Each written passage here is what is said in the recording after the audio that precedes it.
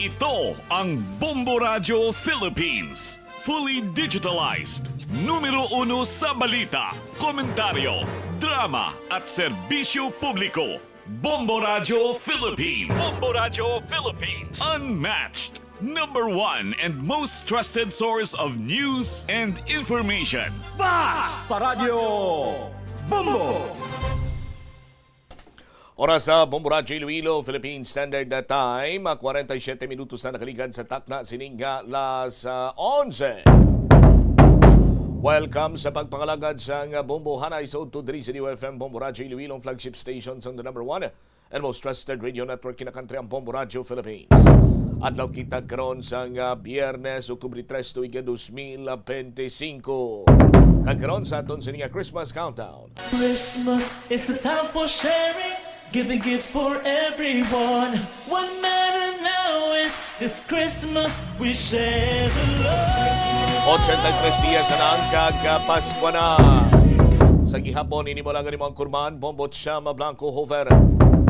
Sa madalaguan, kag mga nagapaw na karon ng mga balita. Sintimiento ni Iloilo City Councilor Sed Free Cabaluna sa sining Public Utility Vehicle Modernization Program. Ulihin na sunod sa grupo sa mga nagapamatok sa modernisasyon. Sa pihak kabahin, waiting shed sa Katilingban na mulo. Kapin 800,000 ged. Pakigangutan naton ang pumuluyo. Di daw hindi man kuno makaservice ang pulos sining waiting shed kaya ang iya sining atop nagatanga kon init man kon magbubuulan basa ka man way man sa mga salandigan pero kapin 800,000 ged may pipilaman ka mga pumuluyo nga ti nakabulig-bulig man kuno ining waiting shed pero sa gintingwaan sa Bombo News team nga pakigangutan si Kap no may ginkantuan ko no ang barangay kagawad nga chairman sa infrastructure may kantuan man gintingwaan naton nga magpakigangot sa bahin sa Iloilo City government daw tiko man ang ila sining bibig sa karon ang informasyon nga nabaton sininaton nga ginpatawag na kuno ining city engineer subong si Engineer Dayan Mla kag ang kontraktor nga Abelardo Constructions gatubang sila't kuno subong sa kay Mayor Inday Raisa sa pihak kabahin sa dugang pa nga mga ipabumbo ang dalan nga ginagyan sa mga motorista sa may ungka flyover ginapabayan lang way gin kayo guba gyapon. Ang dalom sa ungka flyover nga masami ginahimo parkingan tama ka hipid ginispaltuhan check ta na karon kay mga kabumbo naton nga taga ungka Pavia nagpabumbo standby man kay ginatingwa naton nga malabot aton sining mga sister stations sa Luzon na area bangod man sa aton sining mga kabumbo kon manutisyaran do medyo magrugalumon kita diri subong kay man ining si Bagyo Paulo ang nag-igo na dito sa bahin karon niya sa Northern Luzon. Sa aton sining mga kauturan mabatyagan na to dito sa may Infanta Quezon no. Sa aton sining mga taga Palamati kag ginatingwaan man naton nga malapot diri aton sining mga sister stations para nga magkapangamusta kita sa ilang sining sitwasyon. Ang bagyo, mga biyan, may ara sa kadasigon o pagmadlos. Pagdala sining hangin ng pagmadlos, nagalabot sa 85 km per oras, kag ang kadasigon niya 85 km per hour. Ang pagmadlos niya is 105 km per hour.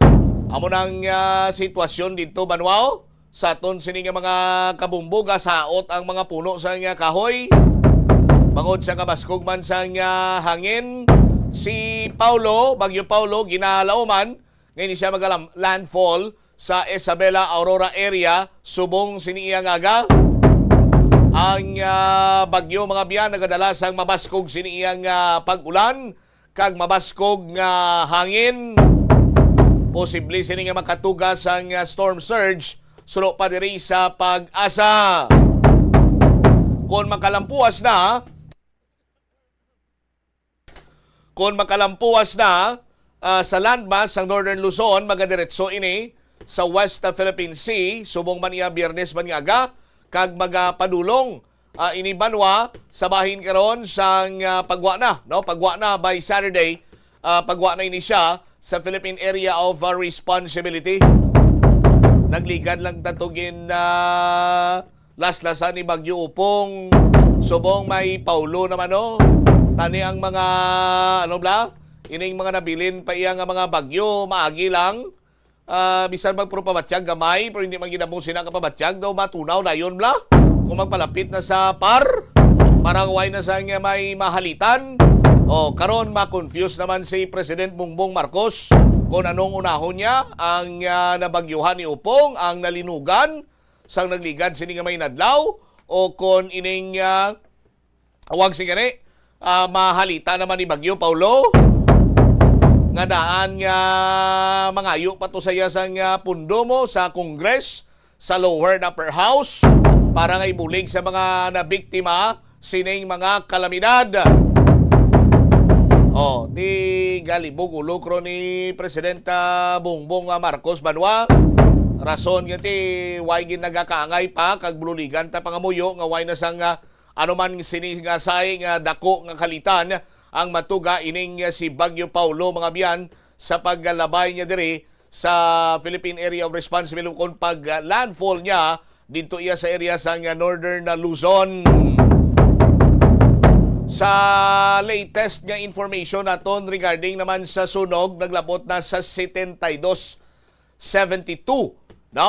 Ang mga ginbawian sang kabuhi, tuga sang 6.9 magnitude nga linog nga nag-igo sa Bogo City, Cebu sang Martes sang gabi, no? Antes gid magbulag ang bulan sang Setyembre kag magsulod sa bulan sang Oktubre. 30 sa Bogo City ang patay, 22 sa San Remigio, 2 a 12 sa Medellin, kag 5 sa Tabugon. May isa nga na-record sa casualty sa Sogod, Tabuelan kag Borbon.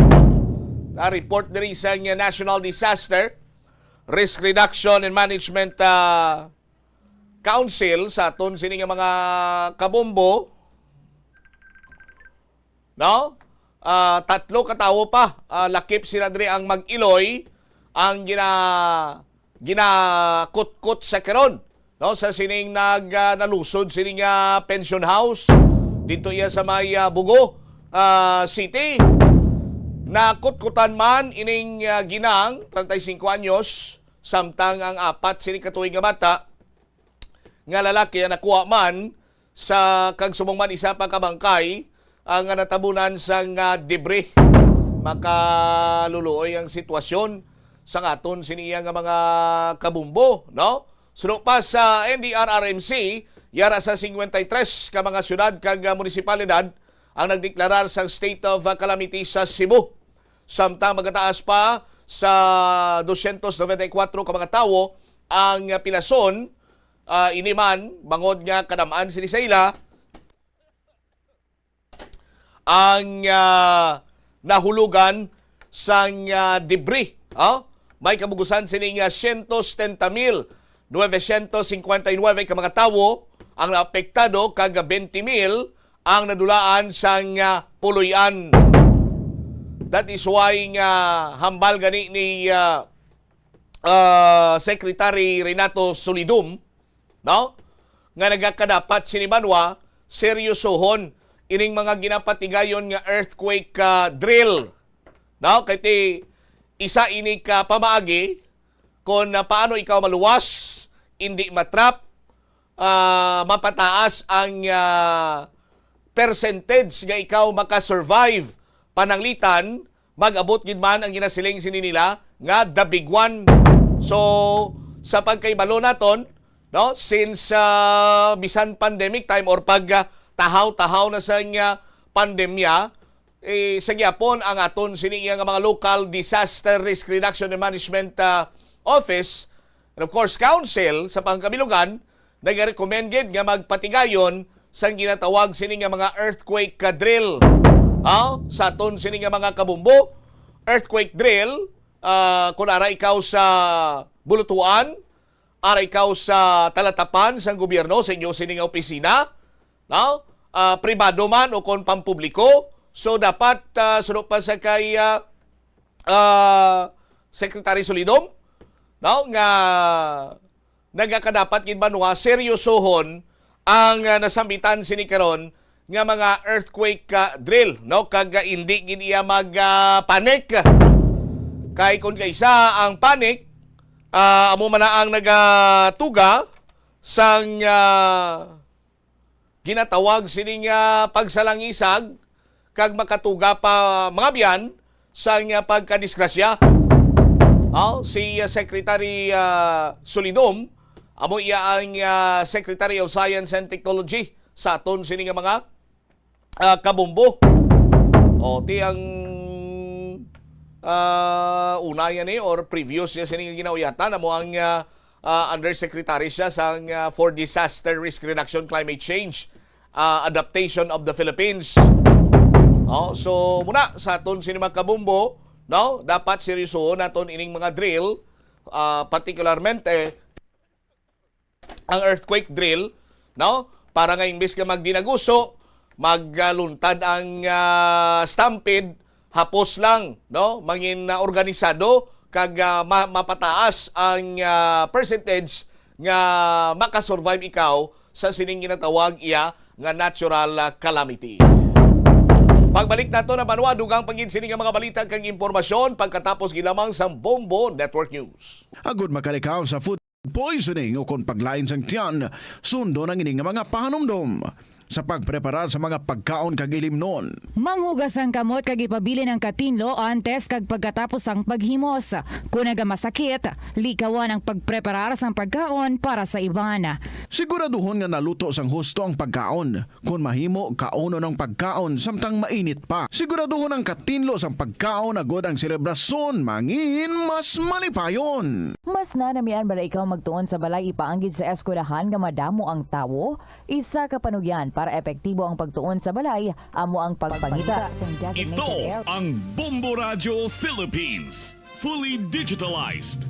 Numero 1 sa balita, komentaryo, drama at serbisyo publiko. Bombo Radio Philippines. Bombo Radio Philippines. Unmatched. Number 1 and most trusted source of news and information. Bas Paradyo Bombo. This is Bombo Network News Noontime Edition, broadcasting live at Bombo Radio Broadcast Center, Makati City, Philippines. Ngayon ay araw ng Biyernes, thank God it's Friday, ka-3 sa buwan ng Oktubre taong 2025. At sa ating Christmas countdown, 83 days before Christmas Day. Sa ulo ng ating mga balita, sa mga pangunahing balita, abangan sa ating weather update mamaya ang Bagyong Paulo, naglandfall na dyan sa may Dinapige, Isabela. Signal number 4, nakataas sa malaking bahagi ng Northern Luzon. Ang malawakang pagulan at pagbaha nagbabanta muli sa Hilagang Luzon dahil sa Bagyong Paulo. Mga residente naman sa coastal areas inilikas na. Sa ibang mga balita ho tayo, ang bilang ng mga aftershock sa malakas na lindol sa Cebu, lagpas na ho sa 4,000. Ang magnitude 5.1 aftershock tumama muli dyan sa may Bugos City. Ang Department of Justice kinumpirmang wala pa silang natatanggap na arrest warrant mula sa International Criminal Court laban yan kay Senator Bato de la Rosa. Abangan din sa ating provincial report mamaya mga kabombo, ang probinsya ng Isabela nag-deploy na ng mga resources at mga rescuer at humanitarian team kasunod dyan ng paglandfall ng Bagyong Paulo. At sa ating international news naman, si Russian President Vladimir Putin nagbabala sa Estados Unidos ng escalation risk kung magbibigay ng Tomahawk missiles sa Ukraine. At live nationwide via satellite, dumako tayo sa detalye ng ating mga balita. Bombo Weather Update. Sa ating weather update mga kabombo, lalo pang lumakas ang Bagyong Paulo matapos maglandfall dyan sa may Dinapige, Isabela kaninang umaga. Uling namataan ang sentro ng bagyo sa bisinidad ng San Guillermo, Isabela. Taglay ang lakas ng hangin na aabot ng hanggang sa 130 km per hour habang ang pagbugso ay aabot naman ng 215 km per hour.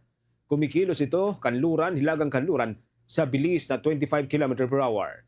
Sa kasalukuyan, nakataas ang signal number 4 o tropical cyclone wind signal number 4 sa extreme northern portion ng Aurora Province at southern portion ng Isabela. Kasama rito ang northern portion ng Quirino Province, ang northern portion ng Nueva Vizcaya, Mountain Province o Ifugao, southern portion ng Abra at northern portion ng Benguet, southern portion ng Ilocos Sur at northern portion ng probinsya ng La Union.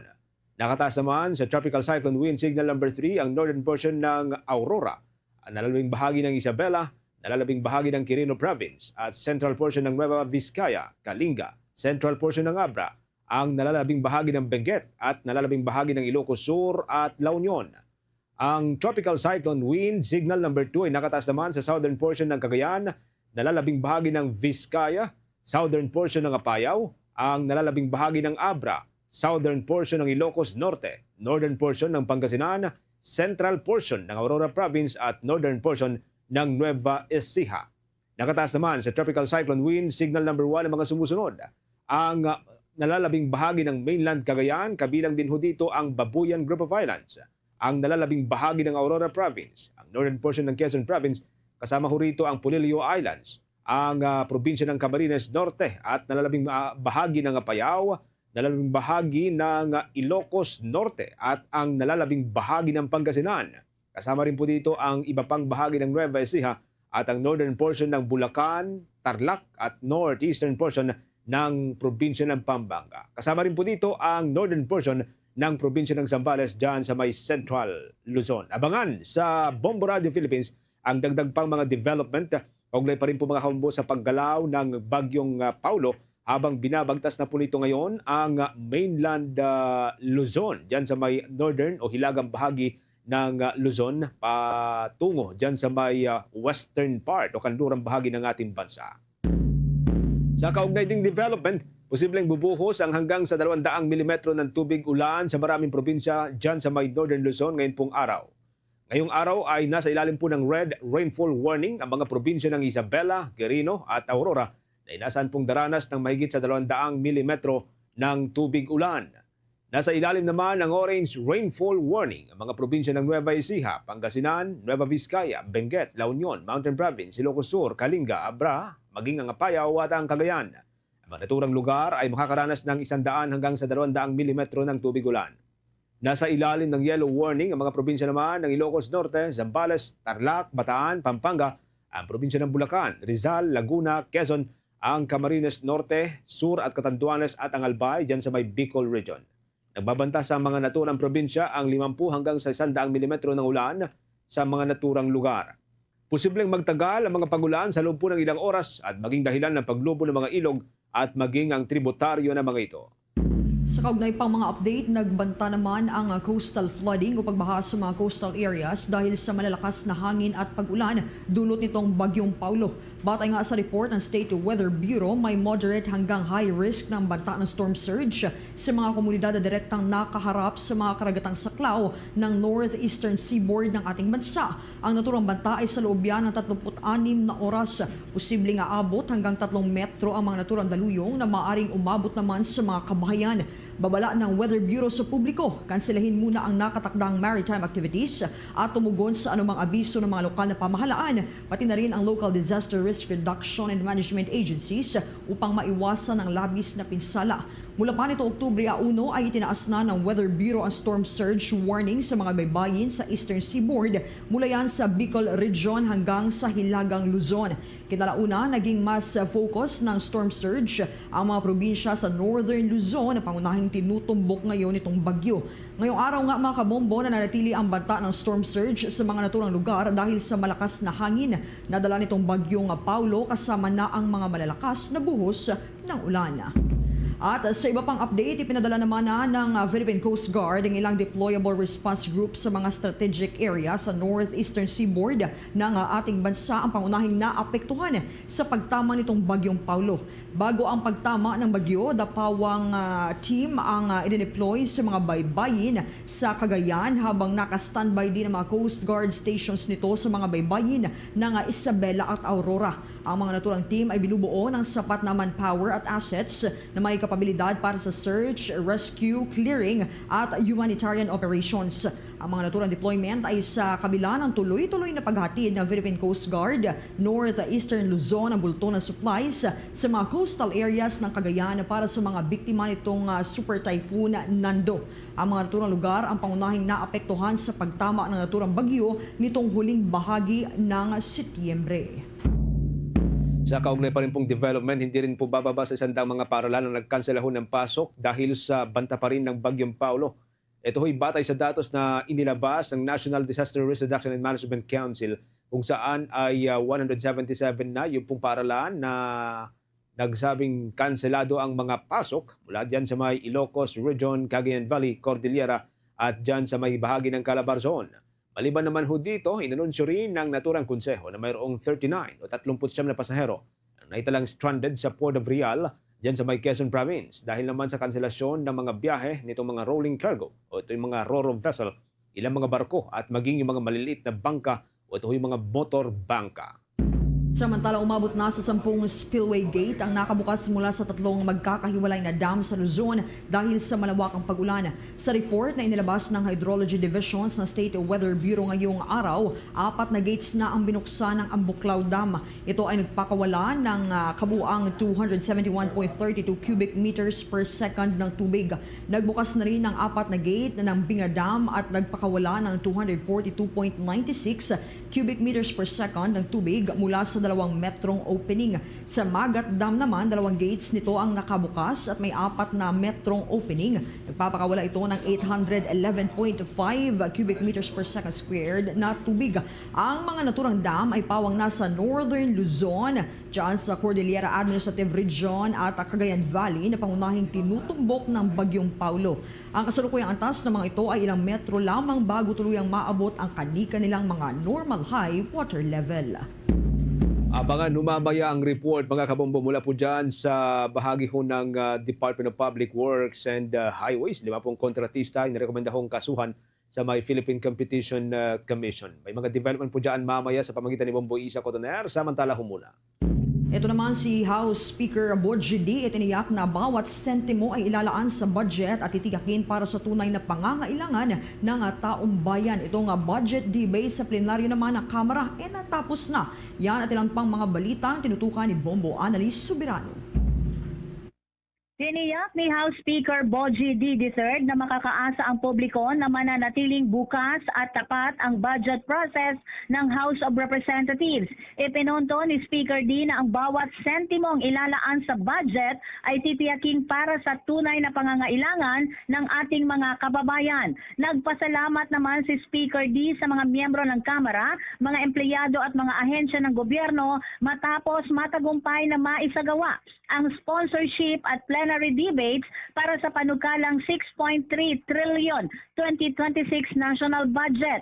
Ayon kay Speaker D, ilang araw silang nag-overtime at umabot pa ng 3:00 ng umaga ang mga sesyon. Ngunit tiniis ito para masinsinan at bukas na deliberasyon ng budget. Nagpasalamat din si Speaker D sa mga natawan ng mga ahensya ng gobyerno na tumulong sa pagpapaliwanag ng kanilang mga budget at pagsagot sa tanong ng mga mambabatas. Pinuri din ni Speaker D si Appropriations Committee Chairman Representative Micaela Sonsing sa kanyang inisyatiba na gawing mas transparent ang proseso gaya ng live streaming ng mga budget hearings. Maghating gabi na kanina nang matapos ang budget debate sa plenaryo kung saan huling nasalang ang lump sum ng Department of Budget and Management. Higit 6 na oras tinalakay ang budget. Lubos namang nagpasalamat si Appropriations Panel Chairman Micaela Sonsing sa suporta ng mga mambabatas at sa iba pang mga ahensya na dumalo at ipinaglaban ang kanilang taunang budget. Pakinggan natin ang naging talumpati ni Representative Micaela Sonsing. Thank you very much, Madam Speaker. Thank you very much po. That was a grueling 6 hours in addition to the additional 8 hours that I stood in the first day. So thank you po the 14 hours of the deliberations. It's an honor for me to be able to defend the hard work of the Committee on Appropriations and the budget for fiscal year 2026. Maraming salamat po. Thank you very much to our hard-working Appropriations Chair, Majority Leader. Samantala, nananawagan naman si Representative Ching Bernos ng Solid North Party List na agarang ipasa ang Magna Carta for Private School Teachers o ang House Bill number 3116 bilang suporta sa mga guro sa pribadong paaralan ngayong World Teachers Day. Ayon kay Bernos, maraming guro sa pribado ang umaalis dahil sa mababang sahod at kakulangan sa benepisyo. Layon ng panukala na itaas ang kalidad ng kanilang buhay sa pamamagitan ng tamang pasahod, benepisyo, karapatang mag-unyon at proteksyon laban sa hindi makatarungang pagtrato. Ilan sa mga pangunahing probisyon ng panukala ay ang maximum na 6 na oras na pagtuturo kada araw, may dagdag bayad kung lalampas. 6 na buwang probation period bago ma-regular. Hardship allowance para sa mga gurong may mahirap na kondisyon sa trabaho. Sahod na nakabase sa public school teachers may taunang adjustment. Hiling ni Representative Berno sa Kongreso na gawing prioridad ang panukala bilang pagkilala sa sakripisyo ng mga guro na nasa pribado. Mula sa Kamara, Bombo Anali Montaño Soberano nag-uulat. And this is Bombo Radio Philippines, the #1 and most trusted source of news and information. Basta Radio, Bombo! Meron na ho tayong 14 minutes makalipas ang alas 12 ng tanghali. Inimok ni FIVOX Senior Science Research Specialist John Larry Deximo ang publiko na huwag baliwalain ang mga aftershock ng 6.9 magnitude na lindol na tumama dyan sa may bahagi ng Cebu. Maaari kasing bumagsak, anya, ang mahinang struktura na hindi bumigay kaagad noon pong tumama ang naturang lindol. Ilan sa tinitinglang factors sa mga pagulan na nagpapahina sa pundasyon ng lupa at ang madalas na pagyanig sa mga partikular na lugar. Sa datos ng Philippine Institute of Volcanology and Seismology, umabot na sa mahigit 4,000 mga naitalang aftershocks. Nasa 800 mahigit naman yaong mga platted o yung pong na-detect ng 2 o higit pang mga monitoring facility ng naturang ahensya. Habang 21 naman ang naramdaman ng mga residente. Inasang magpapatuloy pa rin ang mga naturang aftershock hanggang sa mga darating na linggo. Kaugnay din po nito, naitala naman ng Philippine Institute of Volcanology and Seismology ang magnitude 5.1 na lindol sa Bugos City bilang aftershock ng naunang magnitude 6.9 na lindol. Ilang araw ho yan ang nakakalipas. Batay sa official report ng FIVOX, nangyari ang aftershock ganap na alas 5:39 kanina pong umaga. Natukoy ang epicentro ng lindol sa layong 21 kilometers o hilagang silangan po ng Bugos City dyan sa probinsya ng Cebu. May lalim ho itong 10 kilometro habang tectonic drain ang pinagmulan nito tulad ng naunang magnitude 6.9. Batay sa instrumental intensities, mga kabombo, nakapagtala ho ng intensity 3 ang Cebu City at Hilongos, Leyte, Ormoc City. Kasama rin po dito ang intensity 2 dyan sa may bahagi ng Biliran at Bohol. Kasama rin po dito ang Danao at dyan sa Asturias, Lapu-Lapu City at Talisay na Pawang mula dyan sa may probinsya ng Cebu. Kasama rin po dito ang probinsya ng Leyte at ang Southern Leyte. Nasa ilalim naman na intensity 1 ang naranasan po ng Biliran, ang ilang pang bahagi ng Cebu Province, ilang bahagi ng Leyte, Masbate, Negros Occidental, Northern Samar, Southern Leyte at ang probinsya ng Capiz. Batay sa report ng FIVOX, mga kabombo, mahigit 4,000 na yung pong naitalang aftershock ng malakas na lindol. Update ilang mga development mula dyan sa may Department of Public Works and Highways. Meron pong 5 mga contractor ang kinasuhan ng Department of Public Works and Highways ngayon pong araw na ito dyan sa may Philippine Competition Commission. Makibalita ho tayo sa pamagitan ni Bomboy Isa Cotoner. Bombo Genesis, Bombo Jai, formal nang inirekomenda ng Department of Public Works and Highways sa Philippine Competition Commission o PCC ang 2 kaso ng bid manipulation at bid rigging para sa investigasyon at posibleng pagsasampa ng kaso. Kabilang sa unang kaso ang Wawaw Builders, IM Construction Corporations, Sims Construction Trading, St. Timothy Construction Corporation at ilang opisyal ng DPWH Bulacan 1st District Engineering Office na sangkot umano sa irregularidad sa mga flood control projects. Sa ikalawang kaso naman, iniugnay naman ito sa SunWest Corporation at mga opisyal ng DPWH Regional Office 4B dahil sa pagpapatuloy ng mga proyekto sa Oriental Mindoro sa kabila ng nakitang anomalya. Kaugnay niyan, pakinggan natin ang pahayag ni DPWH Secretary Vince Dizon. Ito ay nakuha natin nung tayo umattend sa Blue Ribbon hearing several weeks ago na sinuggest ni Senator Bam Aquino na mag-file sa Philippine Competition Commission ng cases against bid rigging and bid manipulation. No, yung pandaraya o yung pagluluto ng mga bidding sa loob ng DPWH. Ngayon, nag-file na tayo ng unang 12 cases against different contractors. Ayon kay DPWH Undersecretary Ricardo Bernabe, batay sa mga ebidensya mula sa mga pagdinig sa Senado at Kamara at sa ulat ng Commission on Audit at DPWH, may nakita silang red flags sa proseso ng bidding ngunit nananalo pa rin ang parehong mga kontratista. Tinatayang aabot sa 2.3 billion ang posibleng multa sa 5 kontratista kung mapapatunayang nagkasala. Kaugnay niyan, pakinggan natin ang tinig ni DPWH Undersecretary Ricardo Bernabe. In-admit naman nga sa Senate ng mga Discayas at merong, and din Discayas, no, all other witnesses, maraming nagko-corroborate that meron talagang bid rigging, meaning meron ng mga contractors na naluto per project. And then of course, yung mga nahanap ng ating fraud audit wherein there were irregularities during the procurement activity and yet sila pa rin yung na-awardan kahit na during the implementation stage, meron ng substandard and yet they still certify that they were complete yung project. And then despite these irregularities, sila pa rin yung nananalo sa mga ibang mga projects. So all of those red flags corroborate each other to prove that there was indeed bid rigging. And even before the procurement activity began, meron ng panalo. Samantala, nilagdaan din ngayong araw ng Ahensya at Professional Regulation Commission o PRC ang Memorandum of Agreement para sa pagsasampa naman ng revocation of license laban sa mga engineer at iba pang profesional na sangkot sa maanomalyang flood control projects. Kabilang sa inirekomendahan ng Ahensya na tanggalan ng lisensya sina Engineer Henry Alcantara, Engineer Bryce Hernandez, Engineer JP Mendoza, Engineer Paul Jason Duya at 16 pang profesional na nakasama sa nauna na ring inirekomenda sa Office of the Ombudsman. Ayon sa PRC, kapag napatunayan at tuluyang na-revoke ang kanilang lisensya, anumang pagpapatuloy ng trabaho bilang engineer ay may tuturing ng illegal practice at maaaring humarap sa kasong kriminal. Kaugnay niyan, pakinggan natin si PRC Chairman Charito Zamora.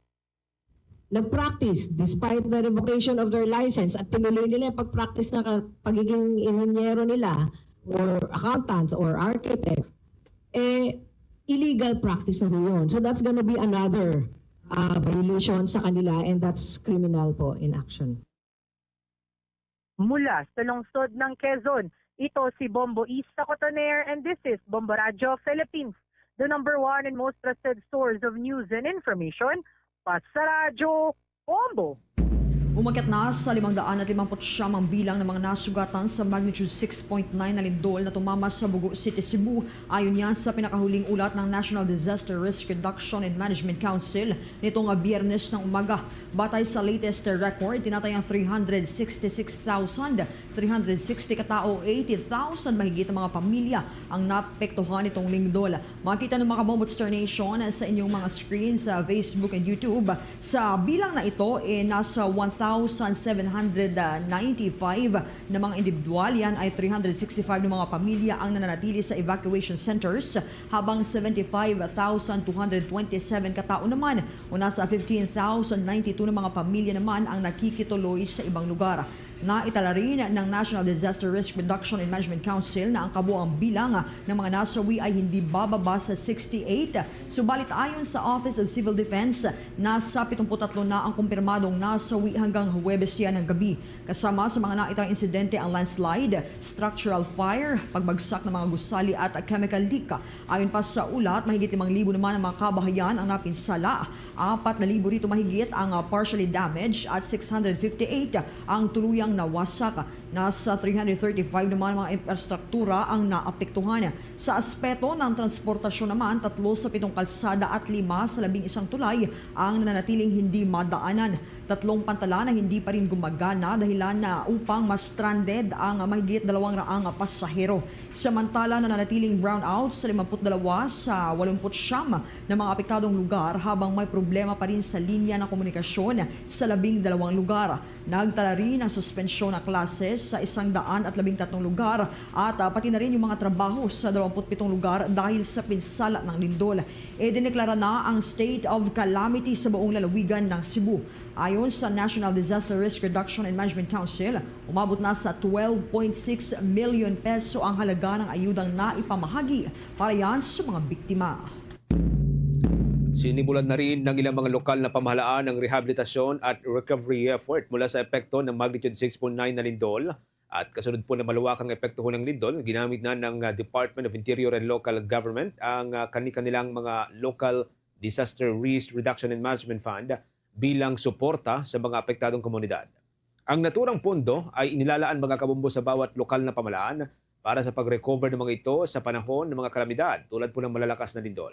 Ayon sa Interior and Local Government Department, ilan sa mga lokal na pamahalaan ang naglaan sa kanilang pondo para sa pagtatayo ng mga pansamantalang tirahan ng mga biktima, maging ang pagbili ng pagkain at kabuhayan. Ilan sa mga lokal na pamahalaan na rin ang naglaan ng pondo para sa pagtatayo ng mga tahanan, pagsasaayos sa mga nasira at tuluyang gumuhong infrastruktura at ang pagpapalakas sa kanilang resiliency program. Pagtitiyak ng naturang ahensya, lahat ng paggasta ay nakabatay sa Local Disaster Risk Reduction and Management Plan at yung annual investment program ng mga lokal na pamahalaan kung saan matutukoy kung saan napupunta ang bawat pondo.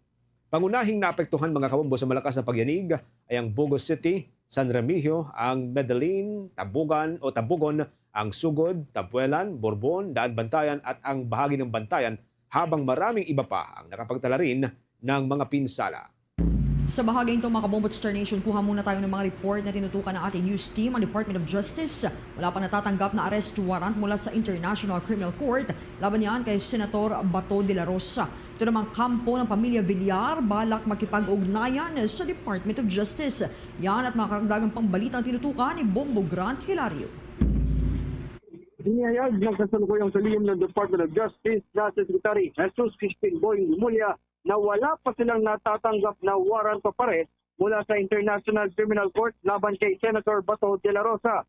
Kung saan, itinanggi ng kalihim na mayroon ng arrest warrant kontra sa naturang senador sa kabila ng posibilidad sa pag-i-issue ng International Tribunal. Maalalang unang nabanggit ni former Senator Antonio Trillanes IV na posible mo nang ilabas o mag-issue na ng arrest warrant ang International Criminal Court sa unang bahagi ng susunod na taong 2026. Isa si Trillanes na managhay ng reklamo sa naturang International Tribunal kontra kay former President Rodrigo Duterte. Habang si Senador Bato de la Rosa naman ay ang isa sa mga matataas opisyal ng Administrasyong Duterte na nagsilbing bilang hepe ng Philippine National Police. Sinasabing may kaugnayan ito sa implementasyon ng War on Drugs na sa programa din ni dating Pangulong Duterte at siyang dahilan sa kanyang pagkakadetention sa The Hague, Netherlands. Gayunpaman, ibinahagi ni Justice Secretary Remulla na hindi nakikita ng Department of Justice na may planong lumabas ng bansa ang mga individual na posibleng silbihan ng warrant of arrest. Ating pakinggan si Secretary Jesus Crispin Boying Remulla sa lihim ng Department of Justice. Wala rin. Until we see the arrest warrant, then there's none. Hanggang wala yan, wala yan. Wala pa, hindi pa namin pinag-uusapan yan. And I don't think they want to leave the country. Hindi naman ganun yan. So we'll cross the bridge when we get. Samantala, sa naganap na pulong balitaan ng Department of Justice, nabanggit rin ni Secretary Remulla ang patungkol sa flood control project.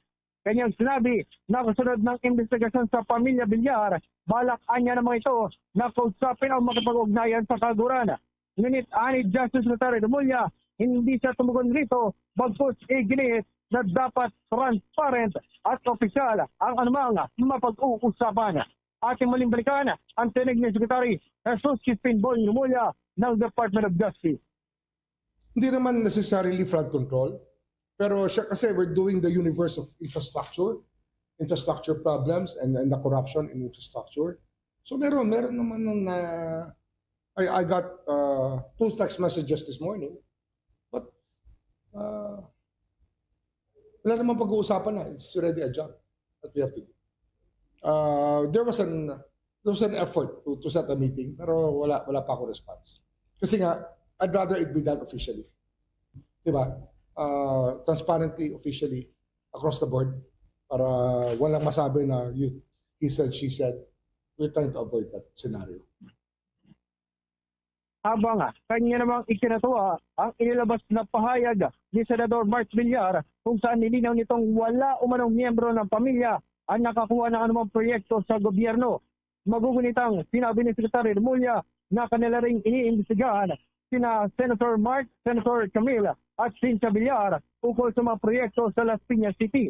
Batay kasi sa impormasyon nito ay first kasi naman ni Senator Mark Villar ang nakakuha sa aabot ng higit 18.5 billion pesos halaga ng mga proyekto sa kanilang lugar. Ating may sipang ulit na pakinggan si Secretary Jesus Crispin Boying Remulla. Okay, mabuti naman. Kasi ikaklaro natin lahat yan. We have to get all the records. Alam niyo naman, ang dami-dami natin trabaho dito. But we have to deal with each one of them carefully. Each case, each different case, and each one is a different count. Pagaya ng flood control, ghost projects, doon pa lang you have 60 to 70 cases of ghost projects. And each one constitutes a different crime or a separate count of crime. Nag-uulat ng live mula dito sa Department of Justice. Ito si Bombo Grant Hilario and this is Bombo Radio Philippines, the #1 and most trusted source of news and information. Fast Radio, Bombo. Mula sa Department of Justice, dako tayo dyan sa may Senado ng Pilipinas, mga kumbos si Mayor Magalong ng Baguio City. Naginit na insulto ang paglalarawan na sakripisyo ang pagbibitiw nitong si dating Congressman Zaldico bilang mambabatas. Nagsabi rin na o meron bang ibang mga detalye ang balitang ito sa pag-uulat nitong si Bombo J.C. Galvez. Itinuring ni dating Independent Commission for Infrastructure Special Advisor at kasalukuyang Baguio City Mayor Benjamin Magalong na isang matinding insulto sa kaisipan ng mga Pilipino ang paglalarawan sa pagbibitiw ni dating Congressman Zaldico bilang isang sakripisyo imbis na pagtakas o pagtalikod sa kanyang tungkulin. Sa pagdinig sa Senado, napasabi na lamang ng my God si Magalong matapos ipakita na hindi umano iniwan ni Ko ang kanyang posisyon kundi tinuturing pa itong isang sakripisyo.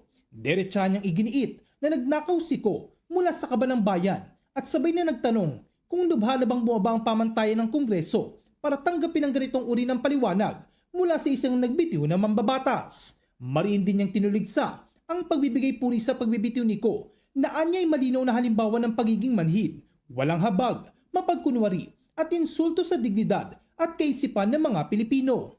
Dagdag pa ni Magalong, natuklasan ng Independent Commission for Infrastructure na wala talagang transparency sa mga ghost at substandard na flood control projects na nakakainsulto rin anya na hindi man lang naisip ng mga tiwaliang kapakanan ng taong bayan. Imagine, hindi man lang nila naisip na paano ang taong bayan. Nakakainsulto pa. At ito nga, lately nga, sinabi pa na yung involved na congressman dyan, si Zaldico, he did not abandon it. It was a sacrifice. My God! Nagdakaw ka ng bayan, kasi sasabihin mo, it was a sacrifice on your part. And it's not an abandonment.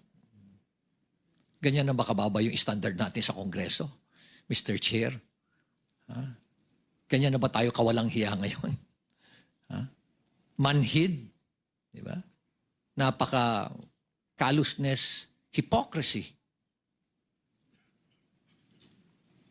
At nakaka-insulto sa mentalidad natin Pilipino.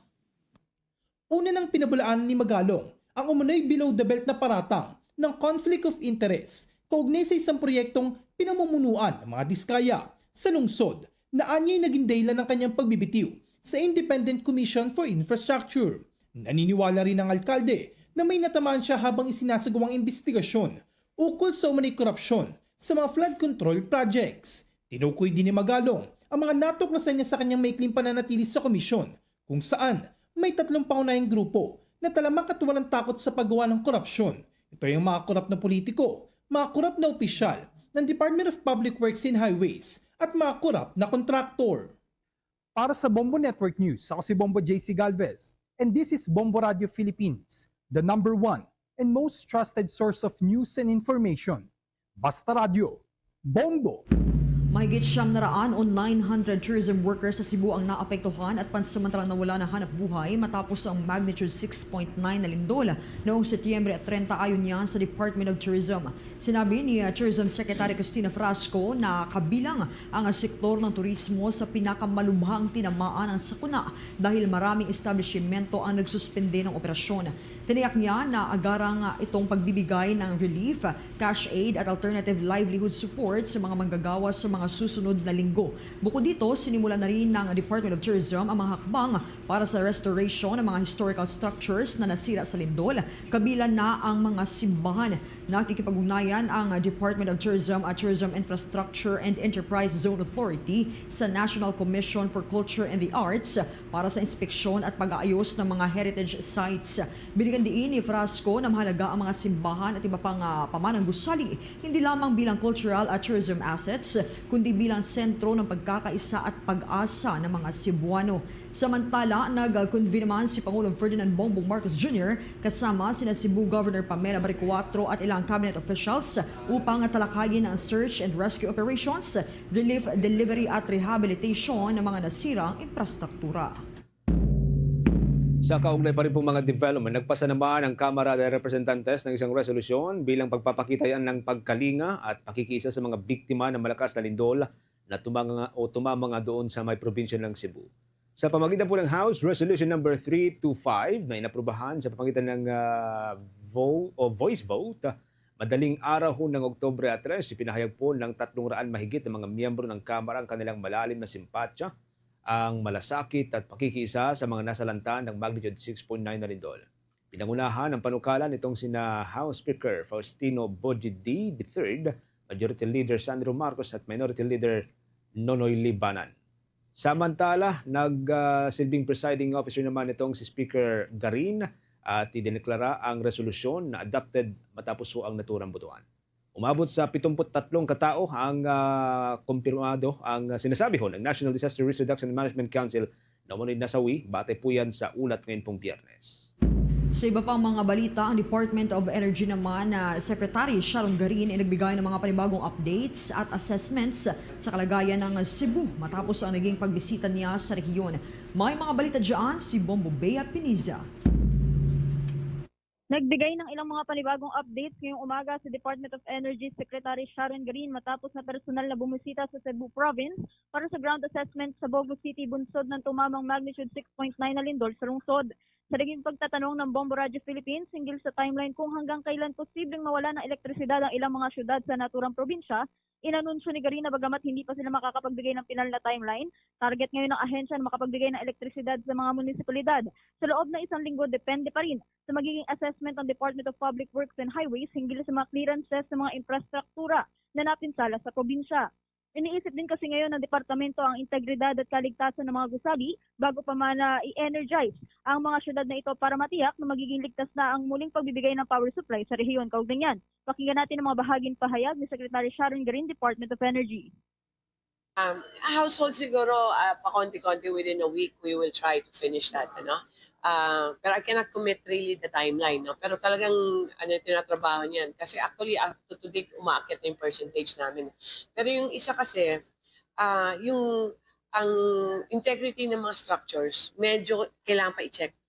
Halimbawa, munisipyo, kailangan pupunta pa yung mga engineers and check the structure kung safe na siya para pumasok. No? So, kailangan kami din maghintay. Baka delikado na i-energize na siya kaagad. No? So, there are also other things that we could, or if you go to work, no?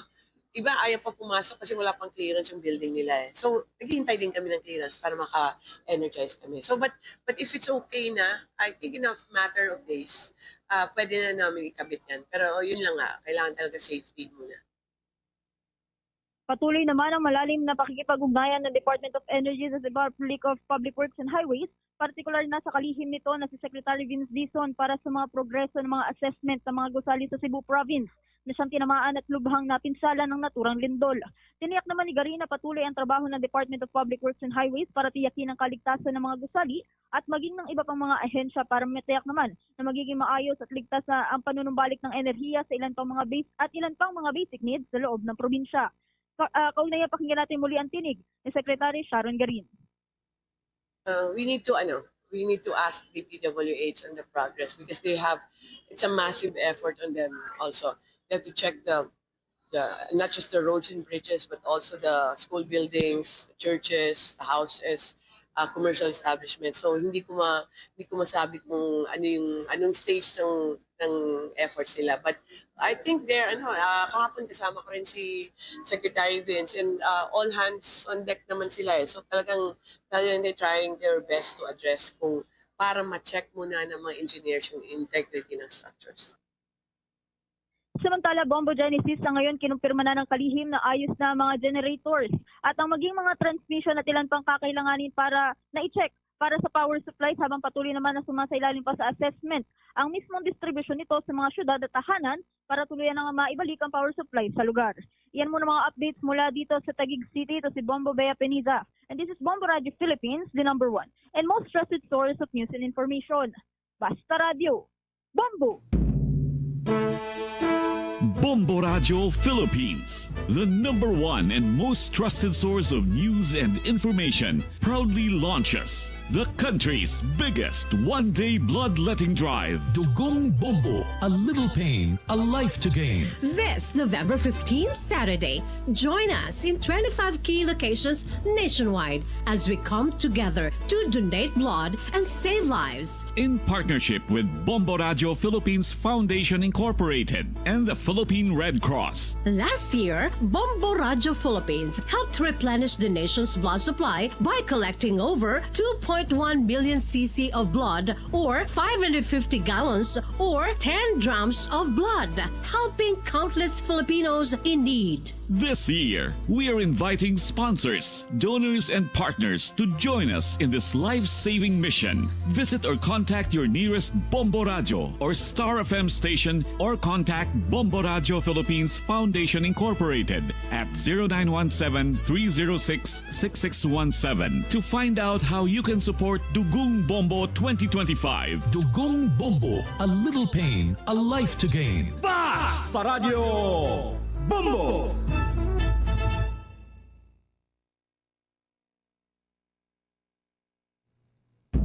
Sa bahaging ito mga Kabombo Star Nation, ating panuurin muna itong feature story na inihanda na isa sa ating mga himpilan doon sa bahagi ng Central Visayas.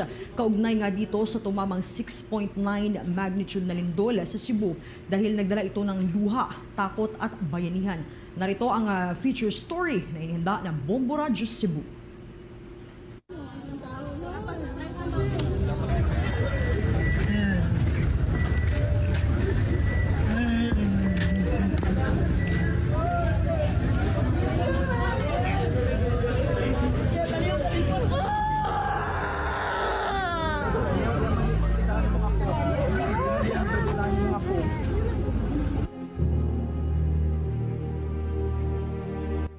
Kaba, iyak, sakit. Sa isang iglap, ang dating matahimik na gabi ng Setyembre 30 ay nauwi sa bangungot. Ang lupa ay umuugong, ang mga pader ay nagkakadurog-durog at ang bawat sigaw ng takot ay sumiksik sa bawat sulok ng Bugo City. Isang ina ang napahawak sa kanyang anak habang bumubuho ang kanilang dingding. Sa labas, maririnig ang iyak ng mga bata, ang pagtawag sa pangalan ng mga nawawala, at ang mga dasal na humihiling ng kaligtasan. Sa ilalim ng mga bitak na kalsada at abo ng mga bahay, naroon ang mga alaala at pangarap na sa isang kisap matay naglaho na.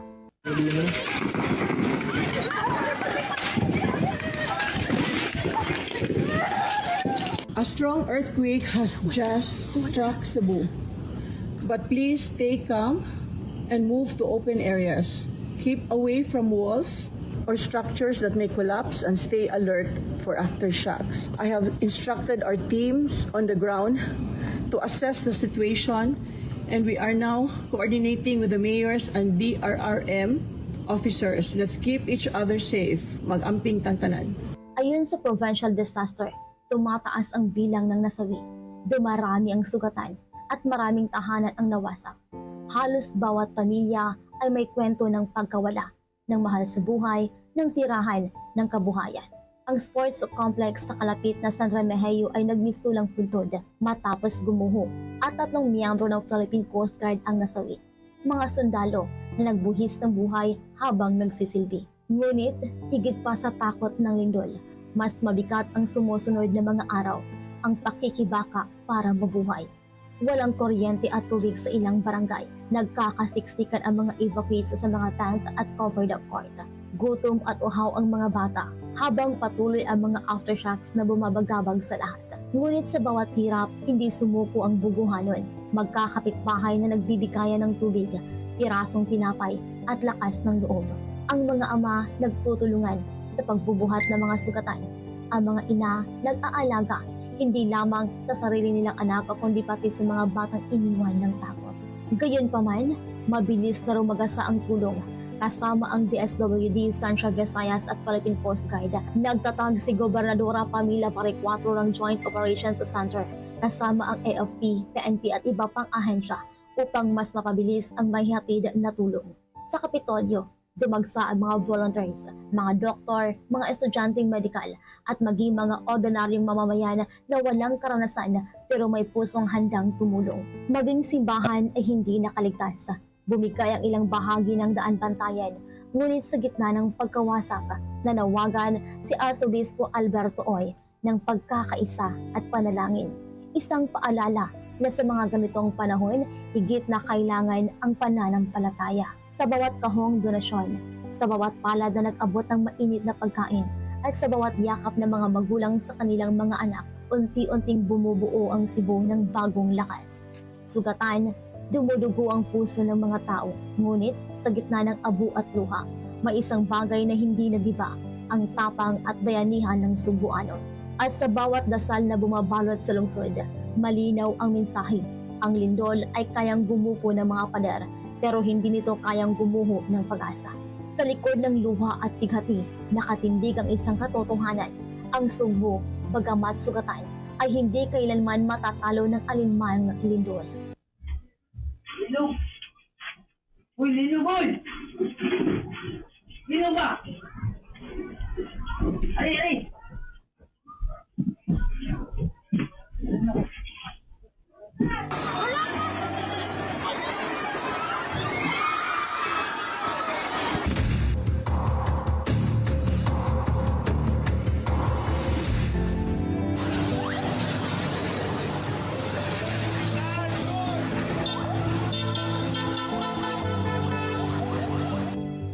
Assistance given to the City of Bohol from the Office of the President and the different departments he has directed to come to Bohol, and of course make sure na mabangon po kami on time. We're really deeply grateful for that, and we are more than confident that we will be able to overcome these challenges because we have the support and the backing of the national government. Thank you very much, God. Mula rito sa Bombo Radio Cebu, Bombo Jeremy Balingid. This is Bombo Radio Philippines, the #1 and most trusted source of news and information. Basta Radio, Bombo! Oras natin mga kabombo. Meron na ho tayong 15 minutes na lamang bago sumapit ang alauna ng hapon. Mula dyan sa bahagi ho ng Cebu, nalapis sa tinamaan nitong magnitude 6.9 na lindol. Dako tayo dyan sa may Northern Luzon, ang composite team ng Provincial Disaster Risk Reduction and Management Council ng Isabela Na-deploy na rin sa iba't ibang bahagi ng Isabela upang umasiste doon sa nagpapatuloy ngayon na humahagupit na Bagyong Paulo. May update dyan ang Bombo Radyo Kawayan. Nakahanda na ang 66 na katao na bahagi ng composite team na kinabibilangan ng iba't ibang ahensya na binuo ng Isabela Provincial Disaster Risk Reduction and Management Council o PDRRMC upang umantabay sa epekto ng bagyo sa lalawigan ng Isabela na kanina nga'y naglandfall na sa bahagi ng Dinapige kaninang alas 9 ng umaga. Sa panayam ng Bombo Radyo Kawayan kay Information Officer Ezekiel Kilang ng PDRRMC Isabela, tiniyak nito na handa ang kanilang mga personnel at mga kagamitan upang masigurong maging mabilis ang kanilang pagresponde sa mga residenteng maapektuhan. Mayroon ng 3 team na ipinadala sa Southern Isabela na inaasahang pinakamaapektuhan ng bagyo. Batay sa huling datos ng PDRMC Isabela, mayroon ng 437 na pamilya o katumbas na mahigit 1,300 na individual ang inilikas mula sa 3 coastal towns ng Isabela na kinabibilangan ng Dinapige, Makunakon at Palanan, maging ang bayan ng Etchagwe na nasa mainland Isabela. Sapat naman ang mga preposition food packs na ipapamahagi sa mga apektadong pamilya at kung sakaling kulangin ang mga ito ay mayroong nakahanda na 2,000 food packs sa Provincial Social Welfare and Development o PSWD na maaaring hugutin kung kinakailangan. Activated na rin ang mga evacuation centers sa iba't ibang bayan sa lalawigan, maging ang Provincial Multipurpose Evacuation na kayang mag-accommodate ng 500 individual. Sapat naman yung mga family food packs. Anyway, naka-ready naman yung mga MSWDO natin, yung mga partner ng PSWDO. Kung sakali man na kulangin, meron tayong augmentation force, may nakahanda tayo no, na halos 2,000 family food packs sa PSWDO natin. So when it comes sa kalagayan nila, tinitiyak naman ng mga MSWDO natin at syempre base sa monitoring ng PSWDO na safe yung ating mga kababayan habang sila ay nasa mga evacuation centers. At iyan ang ulat mula rito sa Bombo Radyo Kawayan. Para sa Bombo Network News, ako si Bombo Jamaica Barbas. This is Bombo Radyo Philippines, the #1 and most trusted source of news and information. Basta Radyo, Bombo. Provincial Disaster Risk Reduction and Management Office Ilocos Norte inabisuhan ng mga residente na lumikas kung lumala ang epekto nitong Bagyong Paulo. Klase naman sa lahat ng mga antas, sinuspinde. May mga report ang Bombo Radyo Lawag. Nakahanda ang Provincial Disaster Risk Reduction and Management Office sa posibleng epekto ng Bagyong Paulo na nakakaranas ng katamtamang lakas ng ulan. Ayon kay Mr. Randy Nicolas, Local Disaster Risk Reduction and Management Office 4 ng Ilocos Norte, partikular na tinututukan nila ay ang mga lugar na palaging binabaha at pagguho ng lupa. Sinabi nito na mahigpit ang koordinasyon nila sa ibang lokal na pamahalaan upang masiguro na ligtas ang mga kababayan. Nakaantabay rin ang makasapi at equipment ng DPWH 1st Engineering District sa Barangay Pansyan sa Bayan ng Pagudpud at agad na magsagawa ng clearing operations kung may pagguho ng lupa. Maliban dito, may direktiba na umano si Governor Cecilia Araneta Marcos na punuin ang mga bodega ng food packs na maipapamahagi sa mga kababayang maapektuhan ng Bagyong Paulo. Samantala, sinuspendi ni Governor Marcos ang klase sa lahat ng antas sa pampubliko at pribadong paaralan sa Ilocos Norte at inabisuhang mag-ingat. Sa ngayon ay wala pa namang masyadong epekto ng bagyo sa lalawigan ng Ilocos Norte. Especially ng preposition goods and yung pag-ready ng mga heavy equipment. Kasama na dito yung pagbigay ng babala sa mga kababayan natin sa mga malapit sa baybayin na pumalaot, yung usual na and then yung preemptive evacuation sa mga kababayan natin na nasa high-risk areas. So halimbawa sa Pansyan, sa Sitio Banquero, saan meron tayong mga landslide. Recently ay may mga nakatalaga na doon na taga DPWH District 1. Yan ang ulat mula dito sa Bombo Radyo Lawag, Bombo Aileen Arda. This is Bombo Radyo Philippines, the #1 and most trusted source of news and information. Basta Radyo, Bombo. Mula Northern Luzon, dako tayo dyan sa may Davao Region, mga kabombo. Mahigit 150 mga bahay na sunog doon sa may Davao City. Daang pamilya na walang punang tirahan. May update dyan ang Bombo Radyo Davao. Mahigit 150 na bahay ang natupok sa Barangay 21-C, Piapi Boulevard, Poblacion District, Davao City, kagabi October 2, 2025. Lamunin ng apoy ang malaking bahagi ng komunidad. Daan-daang pamilya ang nawalan ng tirahan at inaasahang tataas pa ang bilang ng mga naapektuhan. Ayon sa ulat ng Bureau of Fire Protection, itinaas ang sunog sa 4th alarm dahil sa mabilis na pagkalat ng apoy na pinalala pa ng malakas na hangin. Kinakailangan ng maraming fire trucks at responders upang mapula ang apoy na tumagal ng mahigit 2 oras bago tuluyang naapula. Ipinahayag ni Barangay Kapitan Jonard Gabrilio na malaki ang pinsala sa kanilang lugar at hindi pa tiyak ang kabuuang bilang ng mga apektadong pamilya. Ayon sa kanya, malaking trahedya ang dinanas ng kanilang komunidad, ngunit umaasa silang makakabangon sa tulong ng lokal na pamahalaan at iba't ibang organisasyon. Pagkatapos ng insidente, agad na rumisponde ang City Social Welfare and Development Office con CSWDO, Vice Mayor's Office at 1st District Congressional Office. Nagbigay sila ng pagkain, tubig, damit at iba pang pangunahing pangangailangan ng mga biktima. Ayon kay Acting Vice Mayor Rigo Duterte, makakatanggap ng pinansyal na tulong ang bawat pamilya at patuloy silang susuportahan hanggang makabangon muli sa kanilang kabuhayan. Pansamantalang in-evacuate ang mga pamilyang nasunugan sa Barangay Gym at iba pang evacuation centers habang hinihintay ang karagdagang ayuda. Kita ang hirap ng kanilang kalagayan kung saan ang ilan ay nakatira na lamang sa mga ipinagkaloob na banig at trapal.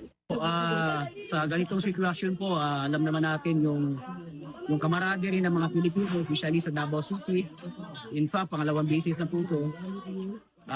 Yun po yung kagandahan dito po dahil do struggle po kami pero yung presence ng bawat isa, yung mga aside po sa local government namin, yung mga volunteers, yung mga iba-ibang ahensya na meron po malawak na pag-unawa, yung kawang-gawa nila, yun po sigurado yun at hindi na po sila kailangan, alam naman po nila pag ganitong sitwasyon tulong-tulong po kami, lalo na po sa Meda sa Davao po.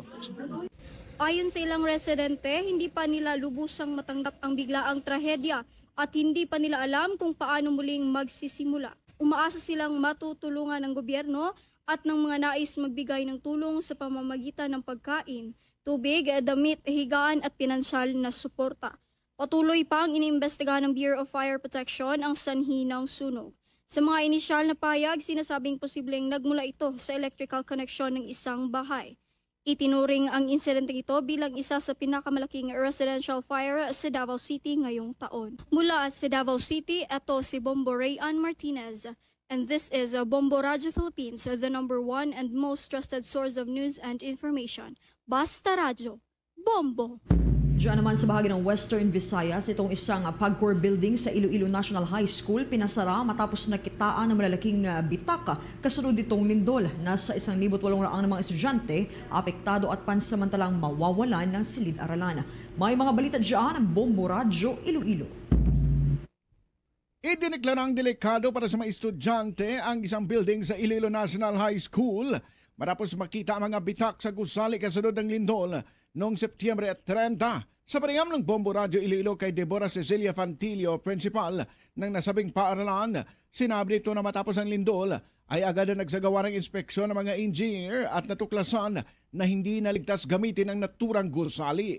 Ang 4 na palapag na building na tinatawag na Pagcor 1 na may 20 silid-aralan na ginagamit na mahigit 1,800 mga estudyante na karamihan ay mula sa senior high school.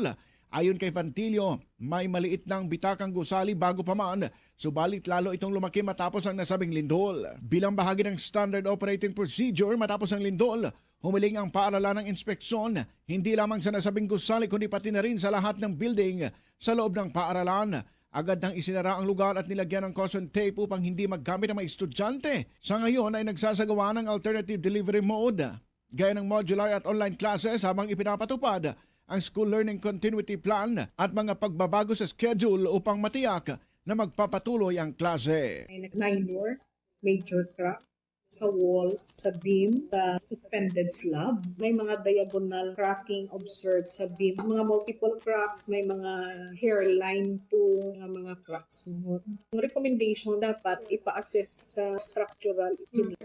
si Deborah Cecilia Fantilio, principal ng Iloilo National High School. Para sa Bombo Network News mula sa Bombo Radio Iloilo, ito si Bombo Ayan Gahete. This is Bombo Radio Philippines, the number one and the most trusted source of news and information. Basta Radio Bombo! Dako tayo dyan sa may Bicol region. Ang presyo po ng construction materials dyan sa probinsya ng Masbate nagkaroon ng pagtaas dahil sa kakulangan ng supply. May update po dyan ng Bombo Radio Legazpi. Nakapagtala na ng pagtaas sa presyo ng ilang mga construction materials sa lalawigan ng Masbate. Ito ay kasunod ng kakaunting supply at pagtaas ng demand dulot ng pinsalang iniwan ng nakalipas na pananalasa ng Bagyong Opong. Ayon kay Department of Trade and Industry Masbate Provincial Director Joseph Ranyola sa panayam ng Bombo Radio Legazpi, na magsasagawa sila ng assessment kung kinakailangan na magkaroon ng diskwento caravan sa lalawigan. Anya, pinakiusapan kasi ng tanggapan ng mga business establishments na agad na magbukas matapos ang kalamidad upang mas mabilis na makabili ang mga residente. Nabatid na hanggang sa kasalukuyan kasi ay marami pa rin ang mga residente na hindi pa rin nakakapagsaayos ng nasira nilang mga tahanan.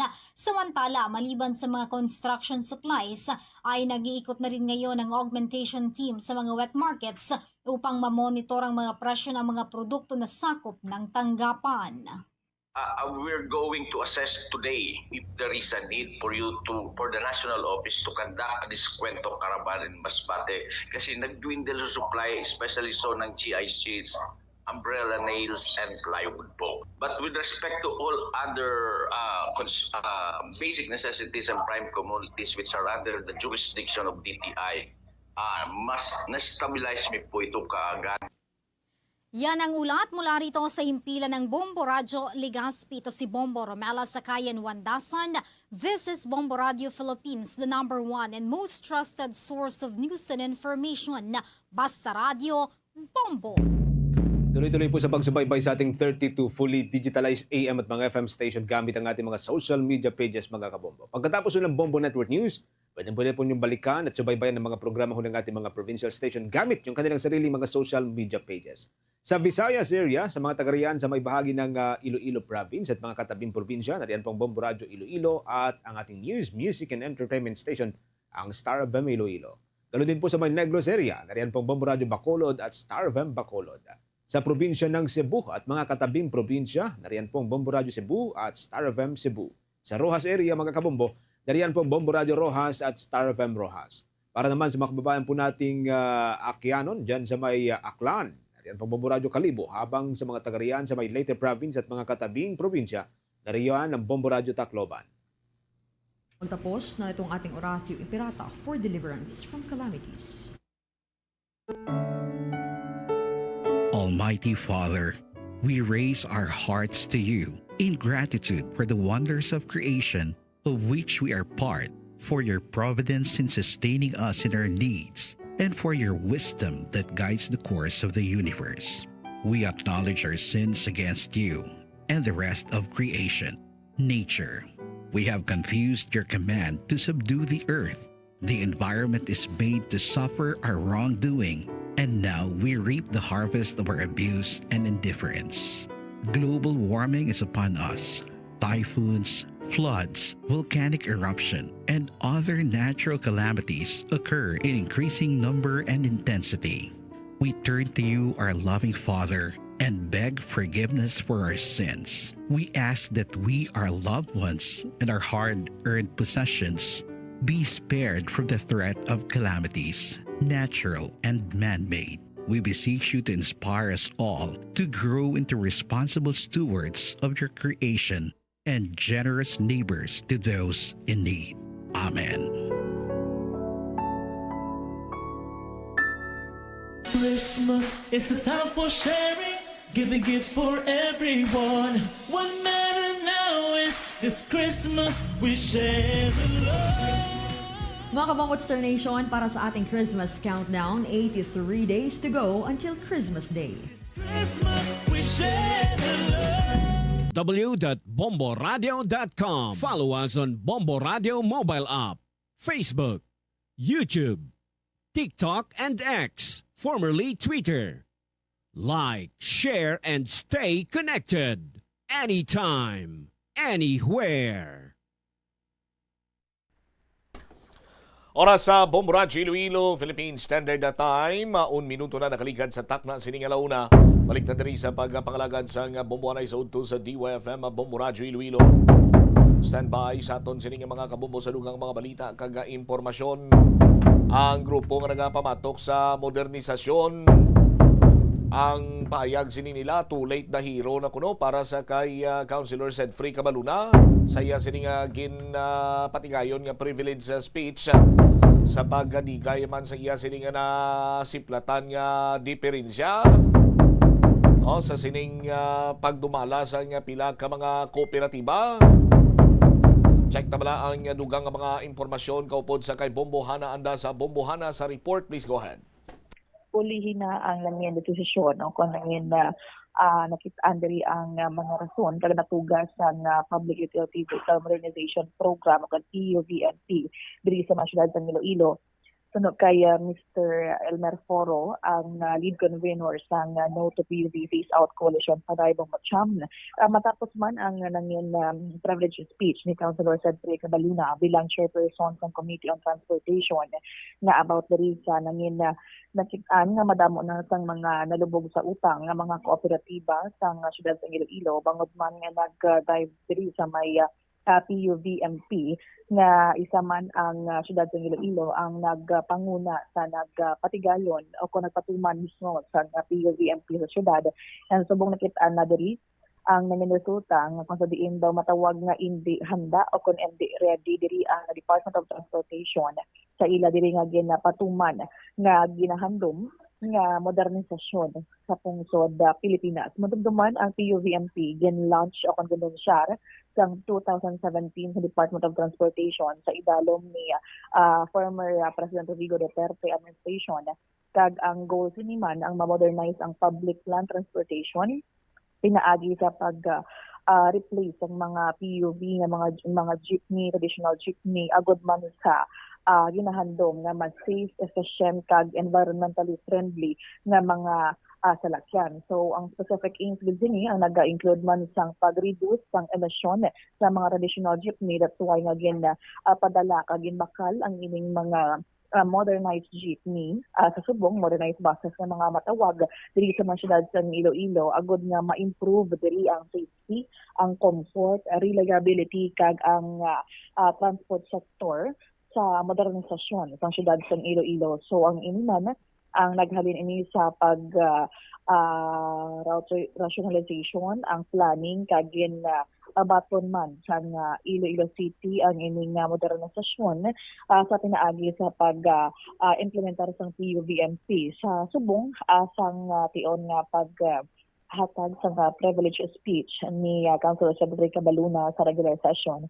Nakitaan man nato ng presensya ni Mr. Elmer Foro bilang lead convener sa No to PUV Phase Out Coalition Panay. Kag dito nga nag-observe din siya kung paano ini-deliver na acknowledge kag ginapasalamatan man ni Mr. Elmer Foro ang ining nangin sa tikang sa City Council sa pagpanguna mandarin Councilor Sedfrey Cabaluna nga nakitaan sa pagkipagsakol na out of 14 cooperatives ito na diri ang lubog sa utang kag may mga balance kay mga loan sa duha ka mga government banks abang Batcham. So ini man ang ginapanawagan kag ginapalabot gid sang konseho ni Councilor Sedfrey Cabaluna sa konseho sa Congress kag sa Department of Transportation nga masolusyonan ang ining problema sa mga ginaatubang sang mga kooperatiba diri sa mga syudad sa Iloilo bangod madamo na sa mga nabaton nga mga reklamo kag kaluluoy ang mga drivers kag konduktor nga hindi mo esweldohan bangod man sa lubog sa utang ang mga kooperatiba. Isa sa mga rason nga ginatan-aw diri sa Matcham ang mga pag-manage kag leadership management within the cooperative, pagtaas ang presyo sang gatong kag sang mga balaklon. That's the reason why man diri nga ang iban ka mga kooperatiba ang nalubog sa utang kag mataas sa gid ini mga naglabot ng sa milyon. So may ginahatag diri ang Department of Transportation nga 160,000 nga subsidy but then hindi ini enough kag makaigo sa kada kooperatiba. So the reason why nga ini ginapasar gid ang resolusyon support man sa nagakalain-lain ng mga grupo nga matigayon nga mabuligan kag makalabot sa Congress sa Department of Transportation ang subong nga problema sa mga transport sector diri sa may syudad sang Iloilo. Ipabati naton ang nangin na pahayag ni Mr. Elmer Foro. Actually, ginasabahin siyang no, to POV Phase Out Coalition. Gina-welcome naton nga at least na nakita kag na ako na no sang konseho sa syudad sang Iloilo nga failing no kung pabagsak no ang POVMP nga programa sang gobyerno, particularly ang itsura sini o kung na implementasyon niya diri sa syudad sang Iloilo no. Kay according sa privilege speech ni Councilor Cabaluna nga halos kalabanan no, if not tanan nga mga kooperatiba sa syudad sang Iloilo gina ako no sang mga bangko like Land Bank ag DBP nga ara sa critical situation no, kung they are not able to pay sang ilang utang sa bangko sa pag utang sa sining mga imported minibuses ngayon kag isa ini dati bido kabudlay gid ipahangop kag ipaako sa syudad nga failing ang ini nga programs ang gobyerno, but then sa privilege speech kahapon ni Councilor Cabaluna dito na kita na nila kag halos tanan sila nagkilalaman nga feeling gidya ang ini nga programa sa gobyerno sa syudad sa Iloilo. Sa bahin sir sang inyong organisasyon, ano diri ang aton statement regarding with sa ginpahayag nga daw hindi bala mag-coexist o kung hindi matulod gid sang insaktong PUVMP bangod gati ara pa man kamo ang tradisyonal and ara man sang mga boundaries o kadamo sang factors nga ga-affect man sini sir.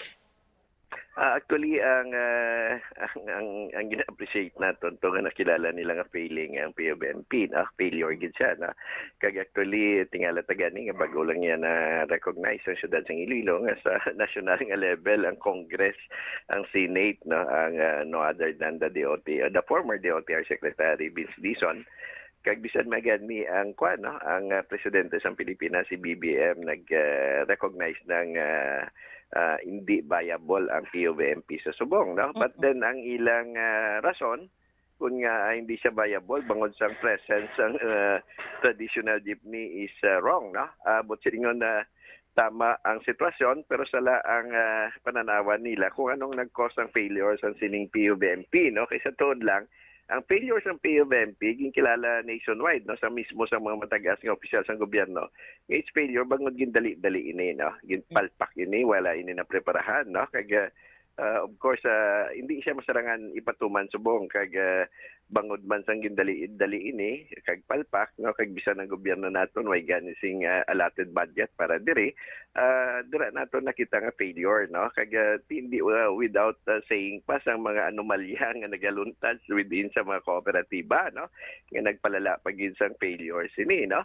So but silingon hindi sa sining sitwasyon hindi ang matag no nationwide nga hindi ang mga traditional jeepneys ang nag-cause ng failure sini kaysa tuod lang kung why sing traditional jeepney ano nagidayan ng itsura subong sang public transport naton no kaya yung ang kabus dito nga sa tuod lang gabatyag na ya ang aton commuters ang kakulang sang public utility nga vehicles sa syudad sa Iloilo, not only in the city but all throughout the Philippines bangod hindi naton manigar nga madamo gid ang naguntat na sa biyahe bangod sa sini nga programa no kag because of this ini ang nag-cost no sang failure o kung sang kakulang sang masakyan sa aton mga commuters sa bombohan no gani sining naton sala ang ila pananawan kung ano ang cause ni kag sala man ang ila solusyon no kaya ang solusyon sini bisan anon mo ni ka hatag sang ayuda sa mga kung i-channel man lang sa kooperatiba kag hindi makayo ang ini nga programa it will only fail no kag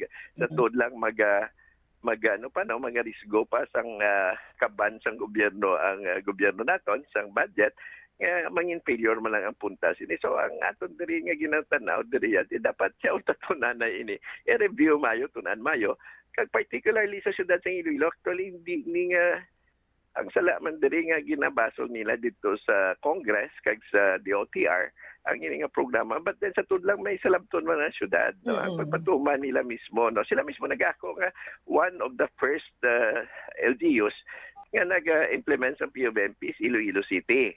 Kag ang isa sa dako nga bahin siyang Iloilo City diri ang pagpatuman gid sang LPTRP o enhanced ELPTRP o enhanced local public transport road plan nga sa diin nagpalala sa sitwasyon kag nagpadasig sa phase out sa mga traditional jeepneys nato, no?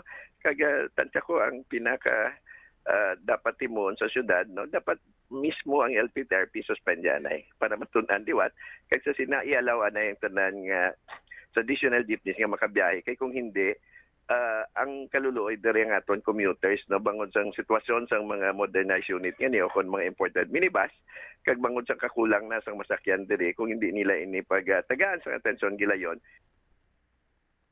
Nabatian Bomodcham ang naging pahayag ni Mr. Elmer Foro, ang lead convener sa No to PUV Phase Out Coalition Panay. All right. Ini si Bombohana Mendoza Andasa, and this is Bombo Radio Philippines, the number one and most trusted source of news and information. Basta Radio, Bombo. Salamat kid da Bombo Hana Andasa. Tiya mo ni sa nasiling na naton sa aton sining nga mga kabombo, no? Ari na gid man lang ini, diri kita padulong. Basta gani abusuhan kag hindi pag iplastar or mambal naton sa aton sining nga mga kabombo, hindi siya mapadalagan sang maayo. Pero mga tawo dira nga nagadumala hindi maayo ang iya sini karon nga gwa sa aton sini matag palamati. Maintunsis lang gini, no? Damo sini ang magkalapierde, damo ang nag-invest, damo ang nagpagwa sang ila sini iyang kwarta. Sa aton sini nga mga kuturan, bangod nga ti nagalantaw sila nga ti maayo gali ini iya banwa nga sahi isang investment. Ginsaligan Manila ang mga tawo nga santuanay amo ni ang padalagan, nagapamalakat sa aton sini nga mga kauturan. But kung mayara iya sang mga kooperatiba nga nag-ayuhan, just like sa pahayag ni Mr. Raimundo Boyd Parcon, nga madamo na sang investment man nga na-convert out of sa ila sini iyang nga income kag maayo ang pagdumalahan, nagapakita lamang iyang bisan papaano okay gid ang kooperatiba. Nadulaan man lang sang gana kag nagpangatubang sa nagkalain-lain sini nga problema ang pila iya ka mga kooperatiba bangod sa pag-abuso man sang mga opisyal nga sila man iyang nagapili. Nagreklamo nga ti may mga kontribusyon sa ila sini nga social security system nga ginakontribuer, ginabuhin sa ila sini nga sweldo, no? Sa PhilHealth, may mga reklamo nga ginapangita ang financial statement sa kooperatiba. Ang chairman or chairperson, ti isang ipakita. Ti dira na karon banwa nagahalin or dira na iya pakita nga kung hindi madumalahan sang maayo, palpak ang mangin resulta sini.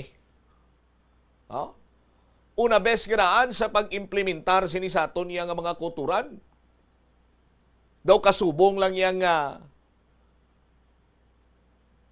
nagduso lang sang nagtulod ka lang sang puwertahan. Nga way ka kabalo kung sa likod sinang puwertahan, ano to ang sudlan nimo? Gindali-dali Why man gani gin istudyuhan sang Mayo? Bangod nga ti kay proyekto sang national government, national project ini, therefore, suportaran sang tagsa ka mga local government unit.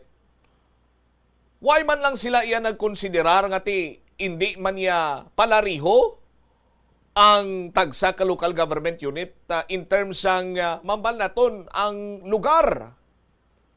Katulad sang syudad kag probinsya sang Iloilo nga nagainangot-angot. Oh? Sa distrito sang Haro nagaangot ang banwa sang Leganes. Sa distrito sang Arevalo nagaangot ang banwa sang Uton.